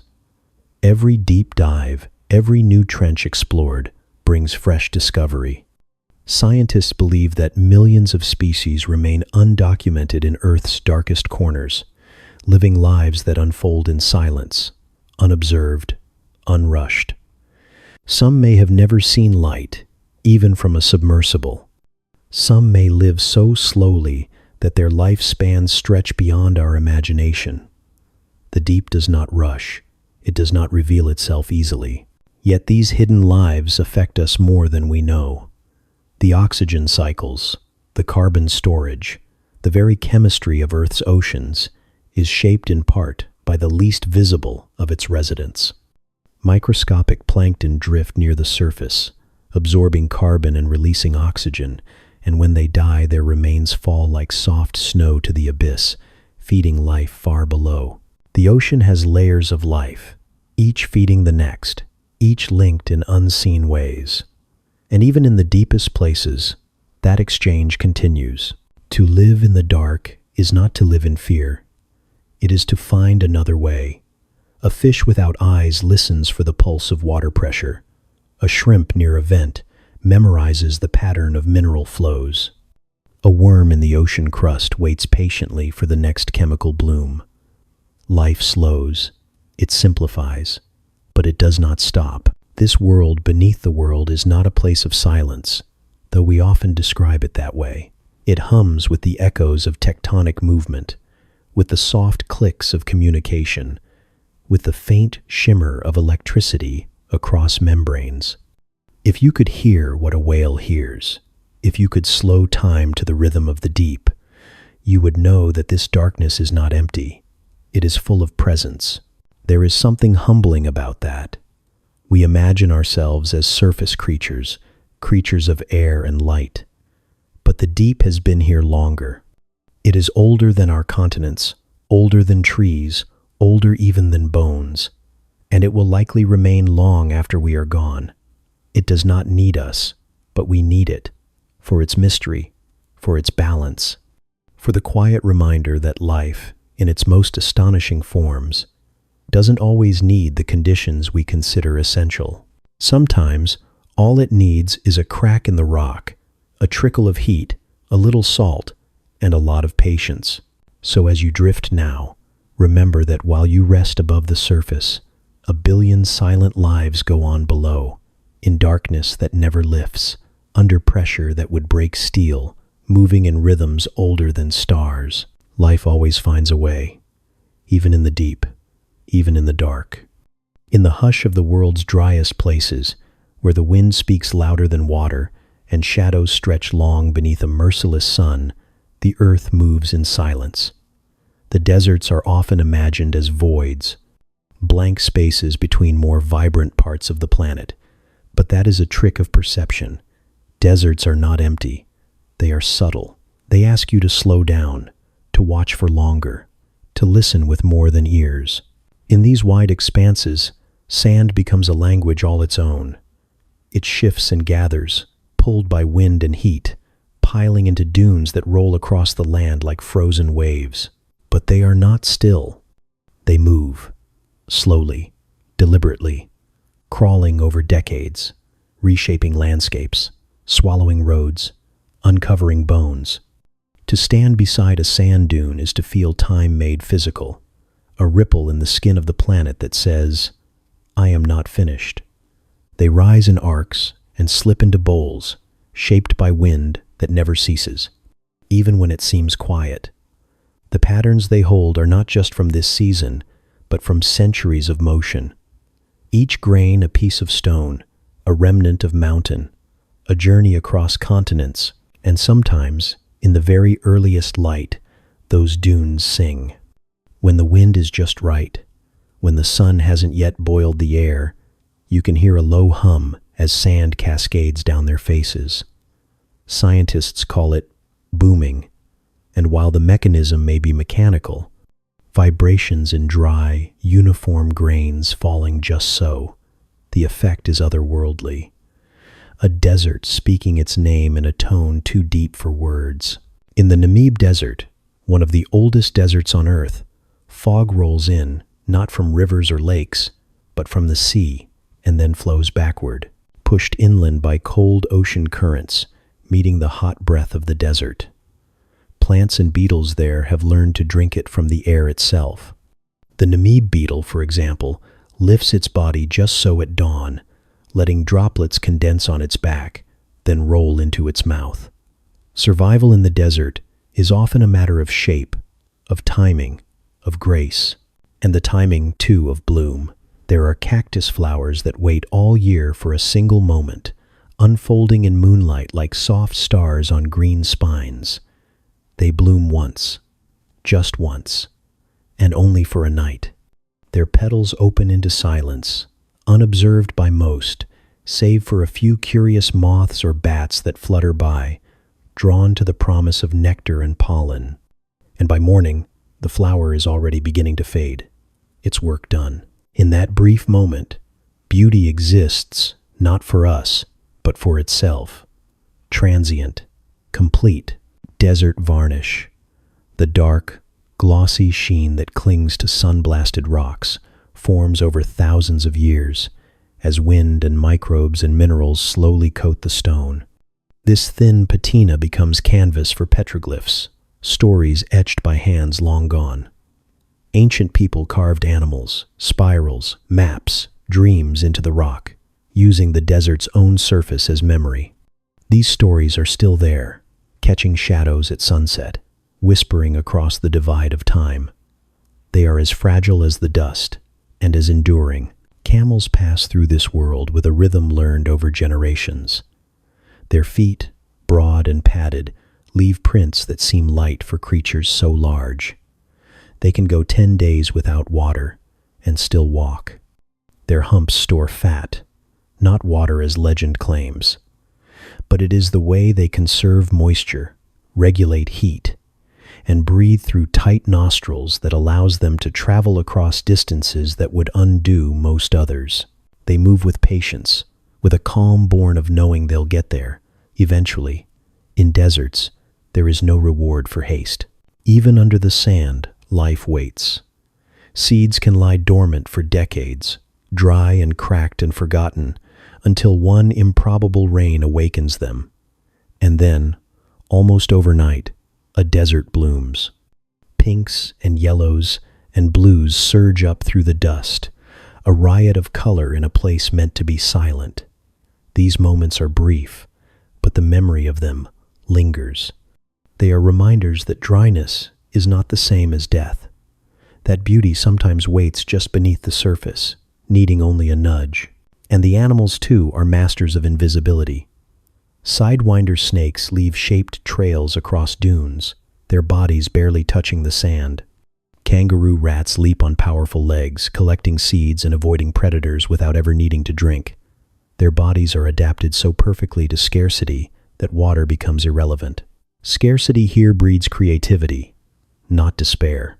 There is order in the chaos, too.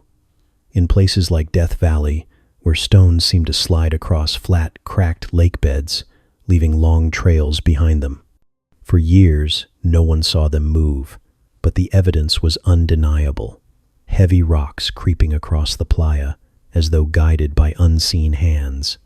Only recently did we discover that thin sheets of ice, forming overnight and pushed by the gentlest winds, could create just enough force to move them. A desert miracle, explained, and still miraculous. The stars feel closer here, with no trees, no buildings, no noise to compete with the sky. The night reveals itself more honestly. It is in deserts that many ancient cultures charted the stars, where countless people have looked up and felt, at once, small and seen. The sky stretches wider over these landscapes, as though it too needs room to breathe. So much of the desert is about waiting, for rain, for night, for bloom, for silence. Life slows here, but it never stops. It listens, it endures. It shapes itself to fit the emptiness, and in doing so, fills it. There is beauty in the pause. As you drift now, you might imagine those endless dunes, shifting beneath the wind like a sleeping ocean. Imagine the cactus blooming, even if no one sees. Imagine the sand remembering where it has been, each grain carrying the memory of a mountain long vanished. The desert does not demand attention. It offers its wonders in whispers, and for those who are still enough to listen, it always has more to say. Above us, the sky keeps time in ways we've mostly forgotten. Before clocks, before calendars, before even words, the world marked its rhythm in light and shadow. The sun rose and fell, painting the land with golden fire, then slipping away to leave it bathed in stars. The moon waxed and waned like breath, its cycle mirrored in the tides that tug at our shores and in the quiet rituals of sleep and waking. This dance of light and dark, push and pull, is not just ancient, it is ongoing. Earth spins, though we don't feel it. One full turn every 24 hours, give or take. But even that number, steady as it seems, is changing. The days are lengthening, slowly, almost imperceptibly, a few milliseconds at a time. It's been happening since the beginning. When the Earth was young, a day lasted just over 6 hours. The moon was closer then, looming larger in the sky, and the tides it pulled were wilder, more dramatic. The Earth spun faster, the years held more days, and the rhythm of the planet was sharper, more urgent. Over billions of years, that spin has slowed. The moon has drifted outward. Now it sits about 384, 0 kilometers away, and it continues to inch farther, retreating at the rate of about 3.8 centimeters per year. It doesn't sound like much, but in time, it changes everything. The tides, we know. The gentle rising and falling of the sea are the moon's signature, etched again and again into the shores of Earth. Every high tide and low tide is a whisper from the moon, a memory of its pull. When you stand at the water's edge and watch the ocean breathe, you are watching a kind of ancient choreography rehearsed over millions of nights. The sun joins in too, shaping spring tides and neap tides with its own gravity. But it's the moon that writes the most persistent verse in this poem of movement. And the land has noticed. Long before electricity marked the hours with digits, before time zones and daylight saving, people looked to the sky. The first calendars were not made of paper but of stone and light. Megaliths, circles of rock, and lines etched into cave walls aligned with the solstices, winter and summer, the turning points of light. They marked when the days would grow longer, when the crops should be planted, when the cold would return. The sky wasn't just a ceiling then, it was a clock, a calendar, a guide. Sundials came later, casting shadows that moved with the sun's arc across the sky. Each passing hour was a migration of shadow along a curved face, and in that slow drift of dark across stone or sand, time became visible, not ticking, not rushing, just sliding, gently, from morning to evening. Time, when it belonged to the sun, moved differently. You couldn't rush it. You could only follow it. In the oldest cities, water clocks tracked time with droplets. In monasteries, bells tolled not for minutes or meetings, but for prayer. The measure of life was cyclical, not linear. Sunrise, zenith, sunset, moonrise, waxing and waning, light and dark. Even now, deep in our habits and schedules, those ancient rhythms echo. Circadian cycles, rooted in sunlight, still shape our bodies. The need to sleep when it's dark. The feeling of alertness when the morning light spills in through the window. We've added alarms and notifications, but underneath, we still move to the same old music. The moon, too, still holds power over us. Its phases tug gently on our emotions, on sleep, on folklore. Full moons have long been seen as potent, strange, magical. They illuminate the night with a clarity that seems almost unnatural. When the moon is full and the tide is high, something in us remembers being closer to the ocean, closer to the sky, closer to the wildness of beginnings. And somewhere beneath our feet, Earth remembers when it was new, when the crust was thin and the days were short, when the tides crashed higher and the moon loomed close. We carry those memories in the fossilized rings of coral that show more days in a year long ago, in the layers of rock that trace the tilt of the planet, in the sediments shaped by ancient tides. Time is etched everywhere, if you know where to look. Now, each tide still carves the shore. Each sunrise still marks a new rotation. And though the seconds are too small to notice, the change continues. The earth is not fixed. It breathes in centuries, in epochs, in the long arc of time. So when you look at the moon tonight, whether it's a sliver or a glowing disk, know that it used to be closer, that it once circled faster, that Earth, too, spun differently, and that nothing, not even the ticking of time itself, stays the same forever. It turns out time isn't just something we measure, it's something we live inside.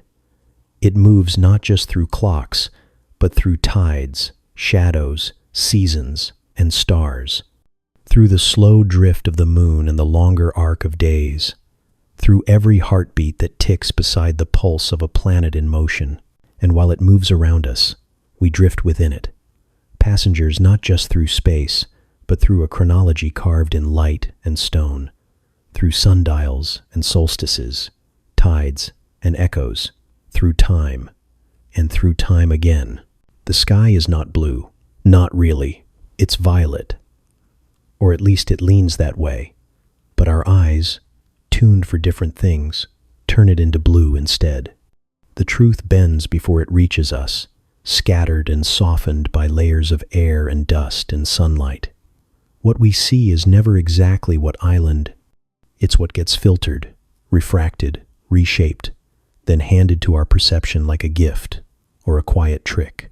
All around us, every day, light is performing, not loud or obvious, but subtle and constant, bending around corners, splitting into colors, painting shadows where none should fall. You see it in the way dusk fades into lavender, or how the horizon turns orange long before the sun slips away. It's in the golden shimmer on leaves during that last hour before night, the way rain glistens like glass just before it stops. These aren't just moods or moments. They're mechanics. The rules of photons navigating an atmosphere wrapped around a spinning planet. Take a rainbow. It looks like an arc, a gentle curve stretching from one part of the world to another, maybe touching the roof of a distant barn or vanishing behind trees. But in truth, a rainbow is a circle, a full ring of refracted light, every color unfurling in a loop. We only ever see part of it because the earth itself gets in the way. If you were to rise above the surface, in a plane, perhaps, or on a high enough mountain with rain falling just so, the full circle reveals itself, hovering like a portal, not a bridge to somewhere, but a complete unbroken dance between water, sunlight, and your point of view. Mirages, too, are not illusions. They're not tricks of the desert or fever dreams of the Sunday. They're real light, refracted by layers of heated air. When the ground is hot enough, it warms the air just above it, creating a gradient of temperature and density that bends the light from the sky downward. So what you see ahead, that shimmer, that pool of liquid that vanishes when you arrive, it's actually the sky, folded toward your eyes by air, light redirected, truth reimagined.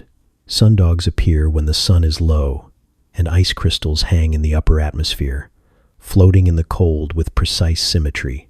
These crystals, hexagonal and flat, catch the sunlight and bend it at a specific angle, 22 degrees. The result? Small, glowing orbs of light that appear beside the sun, like ghost suns walking in parallel. Sometimes they flicker with hints of red or blue, and for a moment, it's as if the sky has doubled. They're called halos when they form full rings around the sun or moon, and they seem like something myth would have invented. A crown of light in a freezing sky, as if the heavens were quietly reminding us they're still in motion. And then, there are the sunsets. We think we understand them, that the sun dips, the sky warms, day fades. But what's really happening is scattering. When sunlight enters our atmosphere, it meets molecules of nitrogen and oxygen, and those molecules scatter the light in all directions.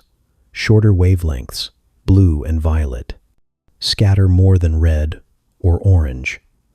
During the day, this scattering makes the sky appear blue, since those short wavelengths bounce around and reach us from every direction. But as the sun lowers, its light must travel through more of the atmosphere to reach us. It stretches sideways, not down. Along this longer path, most of the blue and violet light is scattered away completely, leaving only the warm, heavy reds and oranges to wash over the landscape. The sunset isn't just beautiful. It's what remains after everything else has been stripped away. It's the last visible whisper of a dying beam of light. And still, the sky is violet. You just can't see it.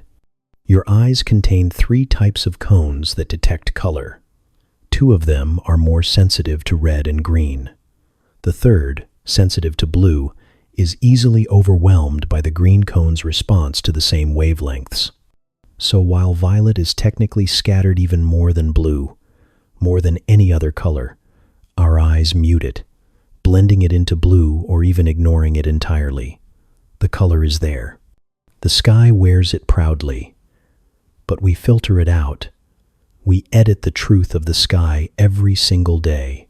And maybe that's the most remarkable part of all. That light, so simple, so constant, can become so many things depending on the angle, the temperature, the air, and the eyes that see it.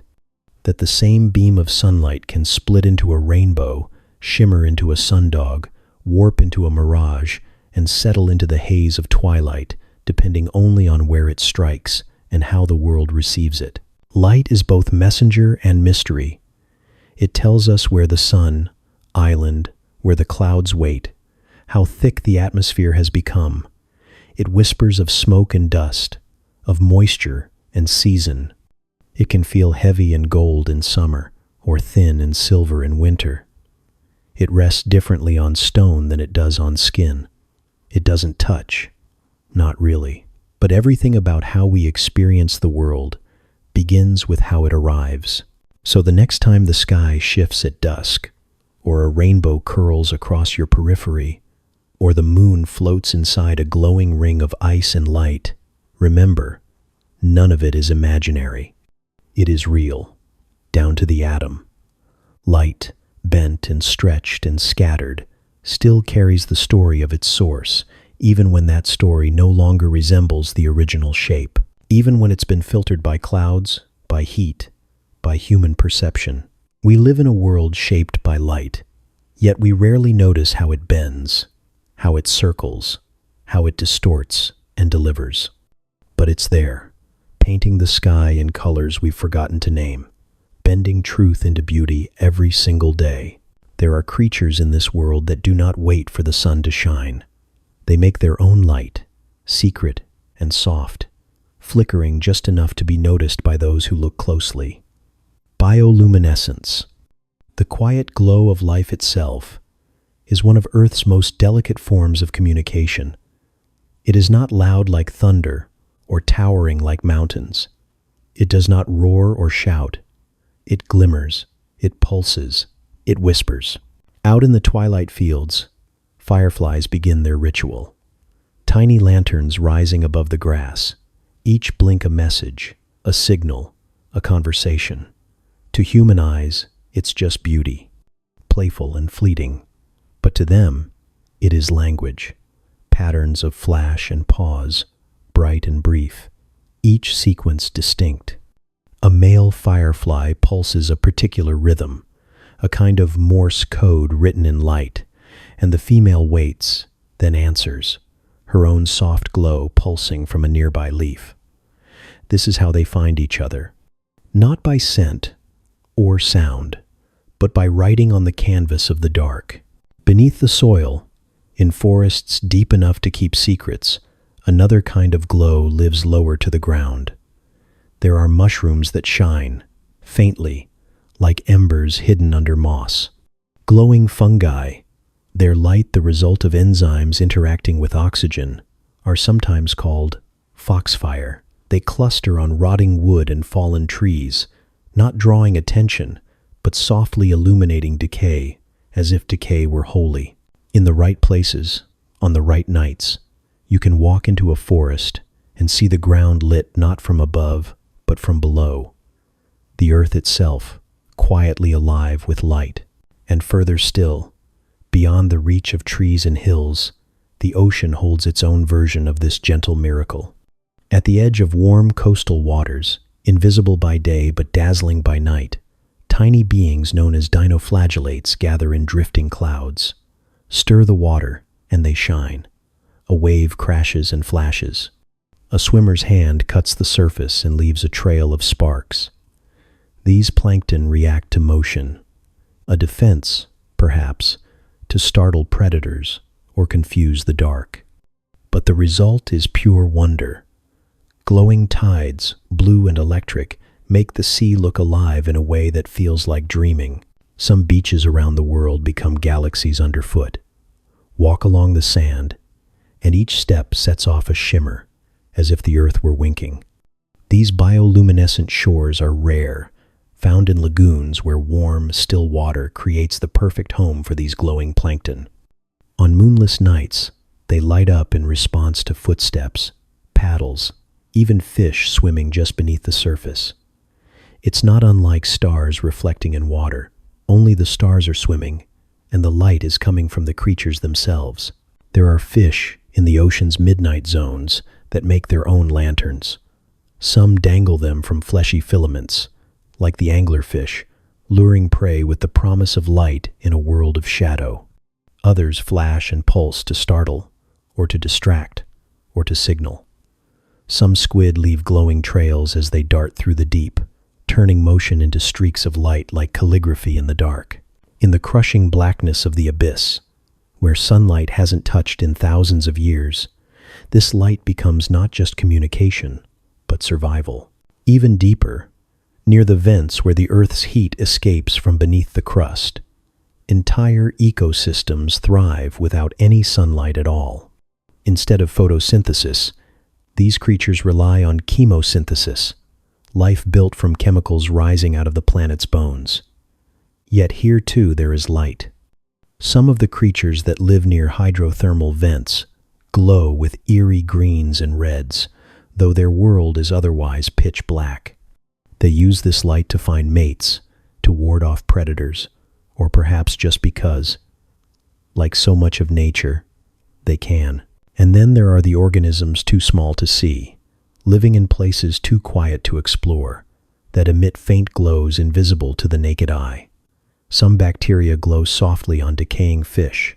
Others light up the bellies of squid, helping them blend in with the shimmer of the ocean's surface, hiding not in shadow but in imitation of the sky. The line between camouflage and visibility blurs when light itself becomes the disguise. We tend to think of light as something that comes from above. The Sunday, the stars, a flick of a switch.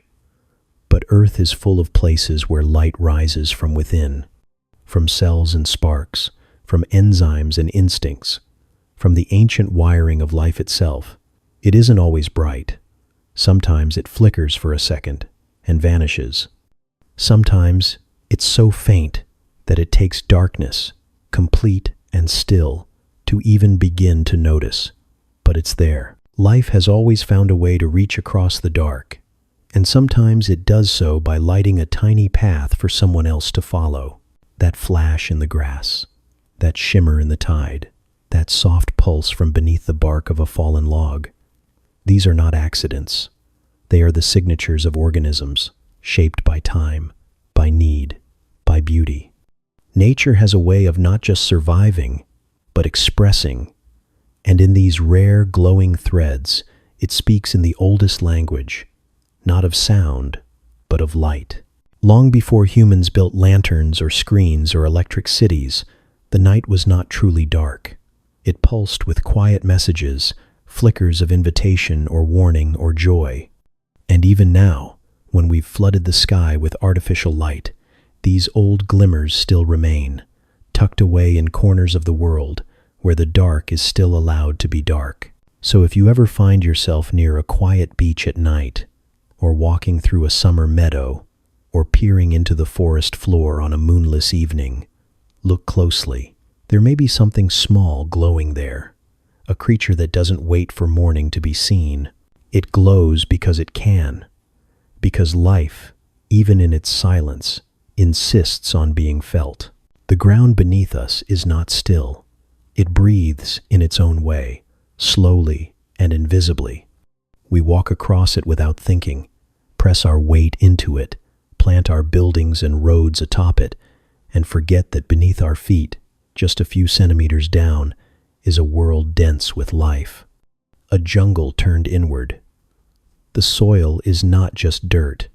It is a teeming, humming, shifting universe, more alive than any skyline above. A single spoonful of healthy soil holds more living organisms than there are people on Earth. Bacteria, fungi, protozoa, nematodes. A microscopic city, layered and sprawling, built not from steel and glass, but from decomposed leaves, old roots, the memory of rain, and the slow accumulation of time. They live in the darkness, in the damp, where no sunlight ever reaches, and yet they power everything. Every forest, every farm, every garden, every bite of food begins here, in this unseen place. Life above is possible because of the work being done below. Worms are the silent engineers of this underworld. They tunnel and turn, dragging fallen leaves down into the earth, chewing them into rich humus, aerating the soil as they go. Their movement shapes the very structure of the land. Charles Darwin once said that worms have created most of the fertile soil on which we walk, and they've been doing it for millions of years, reshaping continents 1 inch at a time. Above ground, the changes are slow, almost imperceptible, but underground, they are constant. Then there are the ants, tireless and precise. A colony may stretch meters wide beneath a patch of grass, full of corridors and chambers, all arranged with a kind of logic that rivals cities. Some ants farm fungus underground, others build ventilation systems into their tunnels. The complexity of these miniature civilizations would astonish us if only we could see through the ground like glass. But they go unseen, carrying out their work in silence. Mycorrhizal fungi stretch like invisible threads through the earth, forming networks that connect the roots of trees to one another.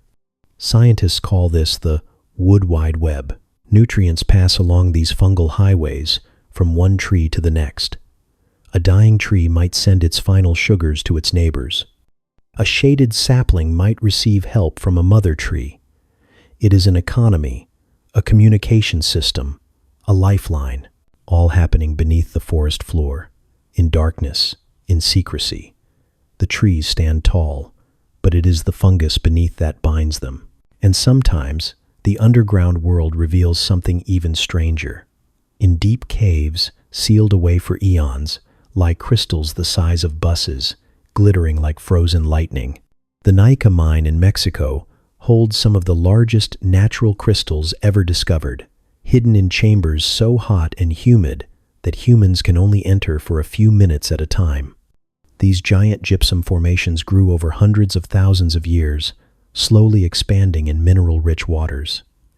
They seem impossible, too perfect, too alien, and yet they are earth-born, shaped only by time and chemistry. Elsewhere, entire forests lie buried. Petrified trees turned to stone, their rings still visible, frozen in time beneath layers of volcanic ash or ancient floods. In Siberia, thawing permafrost reveals the bones of mammoths and the remains of prehistoric grasslands. In other places, peat bogs have preserved human bodies for thousands of years, their skin still intact, their hair still curled, as if they only just lay down for rest. The underground holds memory. It archives the Earth's past with a patience unmatched by wind or sea. Some caves breathe, inhaling and exhaling air as temperatures shift between day and night. Others echo with the slow drip of water, forming stalactites over millennia. A process so gradual that you can't see it happen, only see that it has. Caves are not merely empty spaces. They are sculpted by time, by water, by the slow collapse and rebuilding of the planet's interior. They are sacred in their stillness, vast in their silence, and deeper still, where roots can't reach and light never touches, there are rocks being crushed into new forms, minerals reacting under pressure, ancient reservoirs of water trapped between layers of stone. Microbes live here too, in these deep biospheres kilometers beneath the surface, feeding on iron or methane, thriving without sunlight. Some may not have changed in billions of years. Life, once again, finds a way. Even in the heat, the pressure, the dark. When we think of life, we often look up to trees, birds, clouds, stars. But life is just as present when we look down. Soil is not the end of life, but the beginning. It is not where things are buried and forgotten, but where things transform and begin again. A leaf falls in autumn and becomes part of the forest floor. Over time, it is consumed, recycled, turned into nourishment for the roots that grow new leaves the next spring. Death and decay are not final here. They are part of a rhythm that sustains everything. The surface of the earth is the thinnest crust, like the skin of an apple. Beneath that skin is a layered, breathing body, heat, pressure, moisture, memory. And woven through it all is life, not just clinging to survival, but thriving in forms we can hardly imagine. So next time you walk across a field or a forest path, or stand barefoot on the grass in your yard, pause for a moment and consider the world just beneath. The tunnels and threads, the crystals and bones, the countless lives too small to see, a heartbeat beneath your own. The ground is not still. The ground is alive. The earth is wrapped in an invisible cocoon, a magnetic veil stretched across the sky and beyond, soft and unseen but always there. A silent guardian humming with power. It begins deep below our feet, where molten iron swirls in vast loops within the outer core, spinning as the earth spins, creating a dynamo effect that pushes an enormous field outward through the crust, the oceans, the sky, and into space. We do not feel it. We do not see it. But without it, we would not be here. The magnetic field is not a wall, not a shield in the way we might imagine it.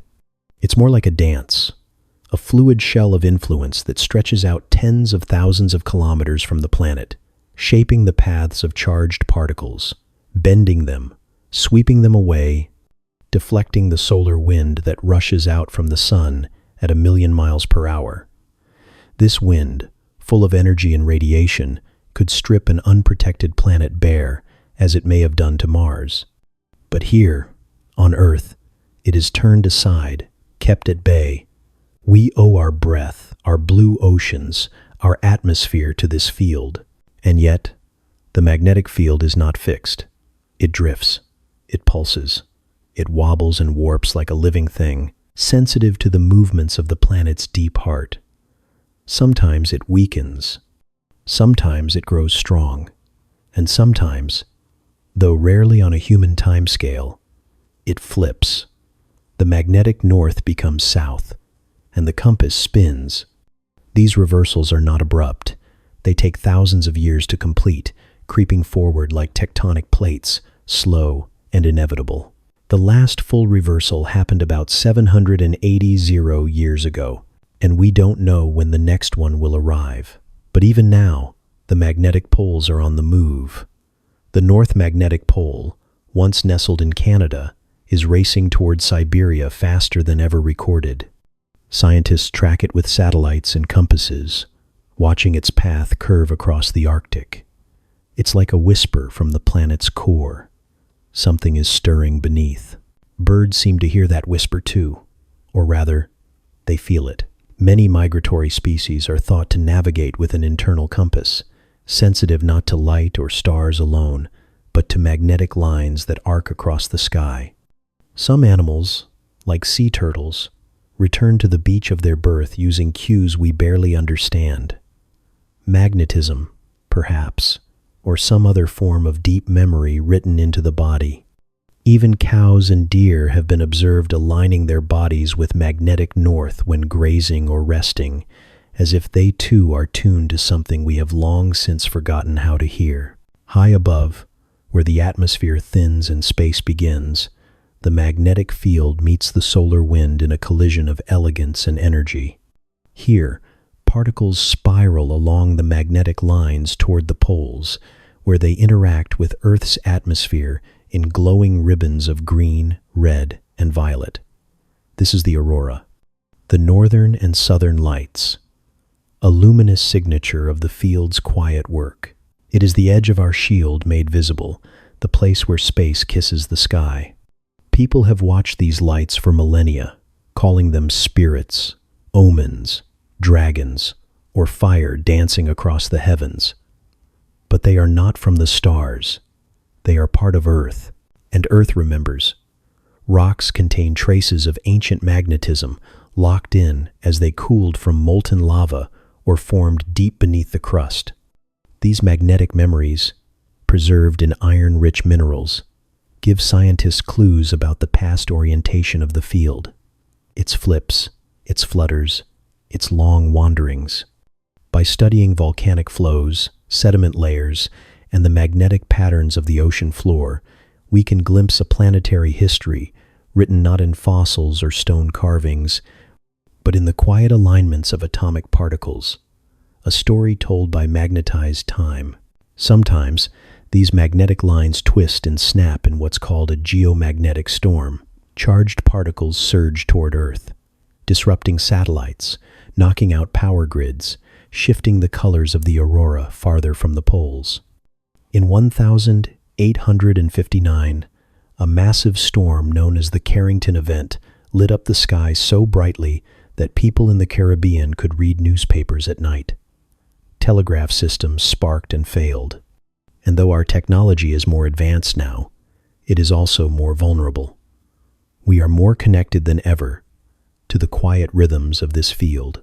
Even in the digital age, where compasses have become icons on screens and maps update themselves from satellites, the magnetic field continues its quiet work. It curves through us as we fly across oceans, bends through the metal hulls of ships and airplanes, curls through forests and deserts, and empty polar wastes. It is as much a part of the planet as gravity or light, and just as mysterious. The field is not something we can touch, but it touches us. It touches every radio signal, every compass needle, every auroral curtain unfurling in the polar night. It touches migratory wings and iron-rich stones and the deep inner currents of Earth's core. It is invisible, but we are shaped by it. When we speak of the Earth, we often think of solid things, rocks, rivers, roots, or visible ones, clouds, stars, lightning, flame. But this chapter is about something unseen, a force with no scent or sound, no color or form, and yet it is ancient, powerful, and constant. It wraps the world like a second skin, moving with us through space, shielding us from the fire of the sun, guiding the quiet migrations of life. The magnetic field may flicker, shift, even reverse, but it does not falter. It holds, it hums. And somewhere beneath your feet, in the molten depths of the planet, it is being made anew, moment by moment, the Earth's own breath in the language of force. The Earth wears color like a second skin, not draped in fabric or painted on, but built from the bones of minerals and the breath of microbes, the shimmer of light and the shadows between wavelengths. From the silent blues of glacier ice to the invisible glow of ultraviolet moss, our planet does not simply reflect the Sunday, it transforms it. Color, here, is not just decoration. It is information. It is signal. It is survival. And sometimes, it is beauty for its own sake. Glacial ice, for example, is not blue because of the sky or the sea, but because it is ancient and compressed. Over centuries, falling snow is buried by more snow, slowly becoming dense ice. Air bubbles are squeezed out, and the crystals align in ways that scatter light differently. Red and yellow wavelengths are absorbed, but blue persists, filtered through time itself. Walk beside a glacier in the right light and the ice will glow from within, a cold fire trapped in frozen layers that haven't seen the open sky since mammoths still walked. That blue isn't a reflection. It's the voice of water remembering its own stillness. In other corners of the world, color is whispered by smaller things. In places where salt lakes meet extreme heat and mineral-rich runoff, microbes bloom by the billions, their pigments shifting the palette of entire landscapes. Some lakes turn pink, not just tinged, but entirely flushed with strawberry hues from halophilic organisms that thrive in salinity that would kill most life. Others go green or orange, depending on the chemistry of their microbial residence. To us, it's strange and surreal. To them, it's home. Color is often the language of survival. Deep in the rainforest, frogs wear neon skin like a warning sign, a vivid banner declaring their toxins to would-be predators. Flowers bloom in ultraviolet patterns we cannot see, mapping runways for bees. Birds flash iridescence not just to dazzle, but to signal age, health, readiness to mate. On coral reefs, fish paint the water with an endless shifting tapestry of stripes, spots, and hues. Camouflage, mimicry, and declaration. Some of it is meant to be seen, some of it is not, but it all speaks. Mountains too tell their stories in color. Entire ranges, blush red with iron oxide or glow green with copper. The painted hills of Oregon reveal bands of ochre, gold, and black, each a different epoch of volcanic ash, layered and compressed, then worn open to the sky. The Rainbow Mountain of Peru rises in brilliant bands of rose, turquoise, and lemon, the result of mineral deposits folded by tectonics, then brushed clean by wind and time. These are not places where paint was spilled. They are places where the earth itself decided to remember in hue. And beyond the colors we see, there are others waiting in the wings of the spectrum. Under infrared light, the heat of every living thing becomes visible. A handprint lingers on a wall long after the touch is gone. A blooming flower pulses with life in a color we cannot see but that some animals can. In ultraviolet, the wings of a butterfly, seemingly dull to our eyes, blaze with hidden patterns. Rocks fluoresce under blacklight, revealing veins of minerals that sleep beneath the surface. The world, it turns out, is far more vivid than we have the senses to perceive. Even the air participates. At the right angle, under precise conditions, the sun can flash green just as it slips below the horizon. It's called the green flash. A rare and fleeting phenomenon caused by the refraction of sunlight through layers of atmosphere. Most people will never see it. Fewer still will catch it more than once. But it is real. A blink of emerald at the edge of day, as if the planet is giving one final wink before night falls. And there are colors so old they're no longer attached to sight at all. Fossils contain traces of ancient pigments, eumelanin and pheomelanin, the same ones that color your skin or hair, preserved in the patterns of long-extinct feathers or scales. With the right tools, scientists can tell what color a dinosaur once was. A flash of red here, a stripe of black there. Long before there were eyes to appreciate it, Earth was experimenting with color. Some creatures shine not because of pigment, but because of structure. The feathers of a peacock, the shell of a beetle, the wing of a butterfly. These are not colored in the way paint is colored. Instead, they contain microscopic layers that bend light, scattering it into iridescence. What we see shifts depending on the angle, the light, the viewer. They are living prisms, walking illusions, organic kaleidoscopes made from nothing more than shape and light. The oceans, vast and changeable, are not one color but many. Sometimes they are sapphire, calm and endless. Other times, slate gray or jade green, depending on what floats within them. Plankton blooms, sediment swirls, or the shadows of clouds. Near the poles, the water may glow with the reflections of ice. Near coral reefs, it dances in shallow aquamarine. And at night, in rare places, it glows blue with bioluminescent life, the sea stirring like liquid starlight. And above it all, the sky stretches out in a shifting mood ring of color, not always blue, not always the same. At sunrise and sunset, it burns with colors too rich to name, the result of sunlight taking a longer, lower path through the atmosphere, scattering short wavelengths and leaving behind the long.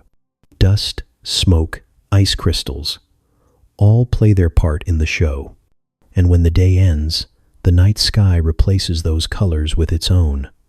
The soft gray of moonlight, the shimmer of starlight, the faint green glow of airglow high above. Earth's colors are not random. They are born from physics and chemistry, from biology and geology, from age and fire and breath. And they're not fixed either. The world is always repainting itself. Spring turning brown fields green, autumn setting, trees aflame, volcanic ash graying a skyline, rivers muddying with flood, deserts shifting sand like brushstrokes on a canvas of time. To live on this planet is to be surrounded by silent explosions of color, some bold and immediate, others quiet and slow, some designed to be seen, others visible only to the right eyes, the right tools, or the right moment. But they are all here, waiting, layered into the skin of the earth like stories written in hue. And all you have to do is look. Life and rock have never been strangers. From the very beginning, they've touched, collided, intertwined, shaping each other in slow, patient gestures that take lifetimes to read. Before forests, before the first heartbeat echoed underwater, Earth was already experimenting, not only with heat and pressure, but with chemistry and coincidence. Then, in quiet shallows beneath an ancient sun, something stirred, a spark of metabolism, a moment of replication, and the world, once only molten and mineral, took its first breath through the soft bubbling architecture of life. Stromatolites are the storytellers of that beginning.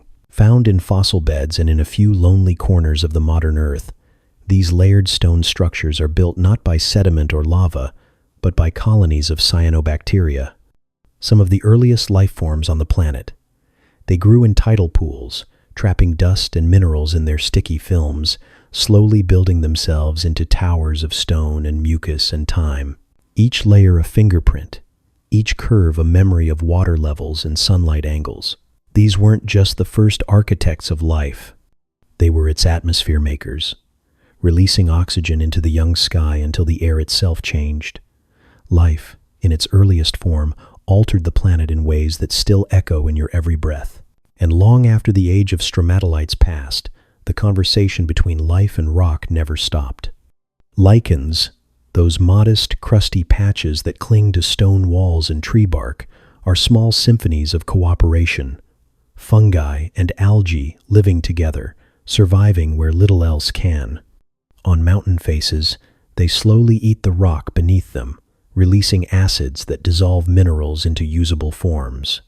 Over years and decades, they create tiny cracks, gathering dust, holding moisture, and preparing the ground for the next wave of life.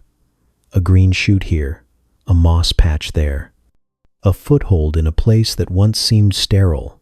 They are both pioneers and poets, rewriting barren surfaces into stages for ecosystems yet to come. Coral reefs take a different path, not breaking stone, but becoming it.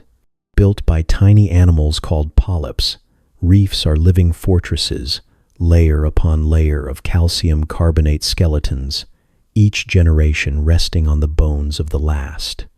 They stretch for miles, and though they seem like inert rock, they are alive at the edges, pulsing with color and motion. Fish, anemones, sea turtles, and sharks navigate through their corridors, each niche occupied, each crevice part of a greater breathing mosaic. And when reefs die, as they sometimes do, their remnants become limestone, mountain, fossil. Their whispers become part of the land. Sometimes it is the earth itself, fierce and erupting, that invites life to begin again. A volcano seems like a destroyer, and often an island. It erases forests, buries rivers, silences entire coastlines in ash and fire. But in the months and years that follow, something unexpected happens. Mosses return first, bringing their green defiance to blackened rock.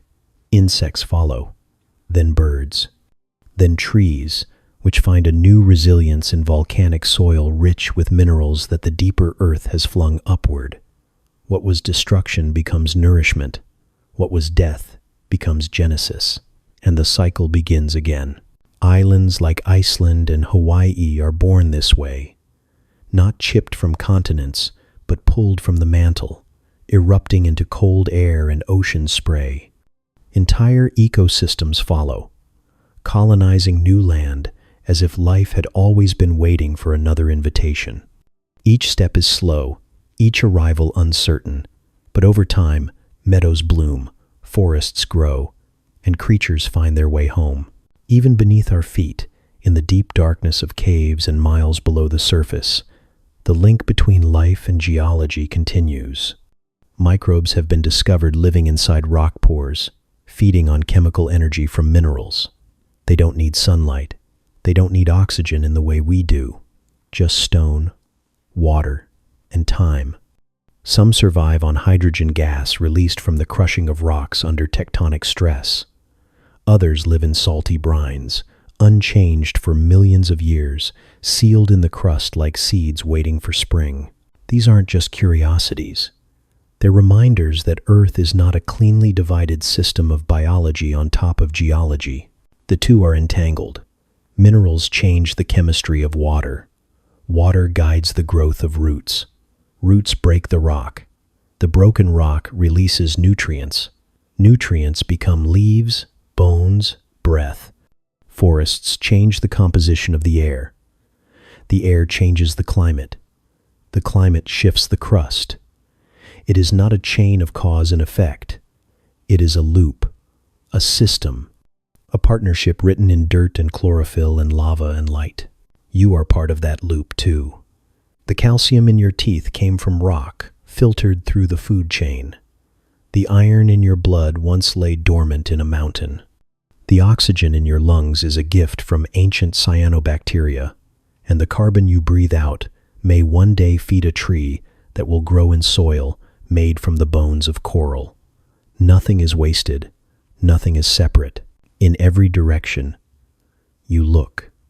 Up toward mossy cliffs, down into sandy soil, across a reef, or into the volcanic steam rising from a new island. You are seeing the result of life shaping geology, and geology shaping life. The Earth isn't just alive on its surface. It is alive because of how that surface has always been in conversation with what lies beneath. When you hold a stone, you are holding a piece of this conversation. When you touch the bark of a tree, you're meeting its mineral past. Even the dust on your bookshelf carries with it a story of cells and sediment, ash and algae. The line between life and rock is not a boundary, it is a braid. Life does not just survive on Earth. It leaves footprints. It builds, breaks, remembers, and returns. And in doing so, it does more than inhabit a planet. It becomes part of it. The iron in your blood was not born in your body. It wasn't formed in your heart, or your bones, or your brain. It came long before that, before skin and muscle, before breath and thought. It came from Earth's deep places, from the molten core that spins beneath us, and from stars even older than our planet, collapsed giants that burned until they broke open, scattering their elemental treasures into the dark. Some of that stardust drifted for millions of years, joined with other dust, became rock, became rain, became earth, became you. You are not just on the earth, you are of it. You carry in your veins the echoes of volcanoes and oceans, tectonic plates and algae blooms. The salt in your tears matches the salt of ancient seas. The calcium in your teeth came from crushed coral and weathered stone. The water in your blood might once have passed through a glacier, or floated as mist above the Amazon, or been locked inside the hollow of a seed buried in sand. You are not apart from this place. You are a chapter in its ongoing story. When you breathe in, you take in molecules that trees released in sunlight, atoms that passed through dinosaurs and birds, through fires and flowers. When you breathe out, the air you let go may rise into the sky, circle the globe in a current of jet stream wind, fall back down into soil, where it feeds the root of something green and waiting. The exchange is constant, invisible, intimate. You're not just surrounded by Earth, you're stitched into it. And while your days are filled with cities and screens, with traffic lights and laundry and names and numbers, the quiet truth hums beneath it all. Your body is older than your memory, built from parts the Earth has recycled countless times. The carbon in your muscles might have belonged to a fish. The phosphorus in your DNA could have come from volcanic ash. Every cell in you is borrowed. And Earth never forgets a good story. Sometimes we look up at the stars and feel small. We imagine Earth as a blue speck in a vast cosmic sea, a fragile cradle spinning through indifference. But it's not the stars that should make you feel small. It's the fact that in all this emptiness, you are here, and the Earth made room for you, fed you, held you, gave you lungs that match the atmosphere, senses that match the seasons, eyes tuned to the colors of chlorophyll and sky. You are the earth, dreaming of itself. You are memory and moss, bone and river, thought and thunder, and your story is not finished. There is still breath to pass through you, still sunlight to feel on your skin, still rain to run through your hair and soil to touch with your feet.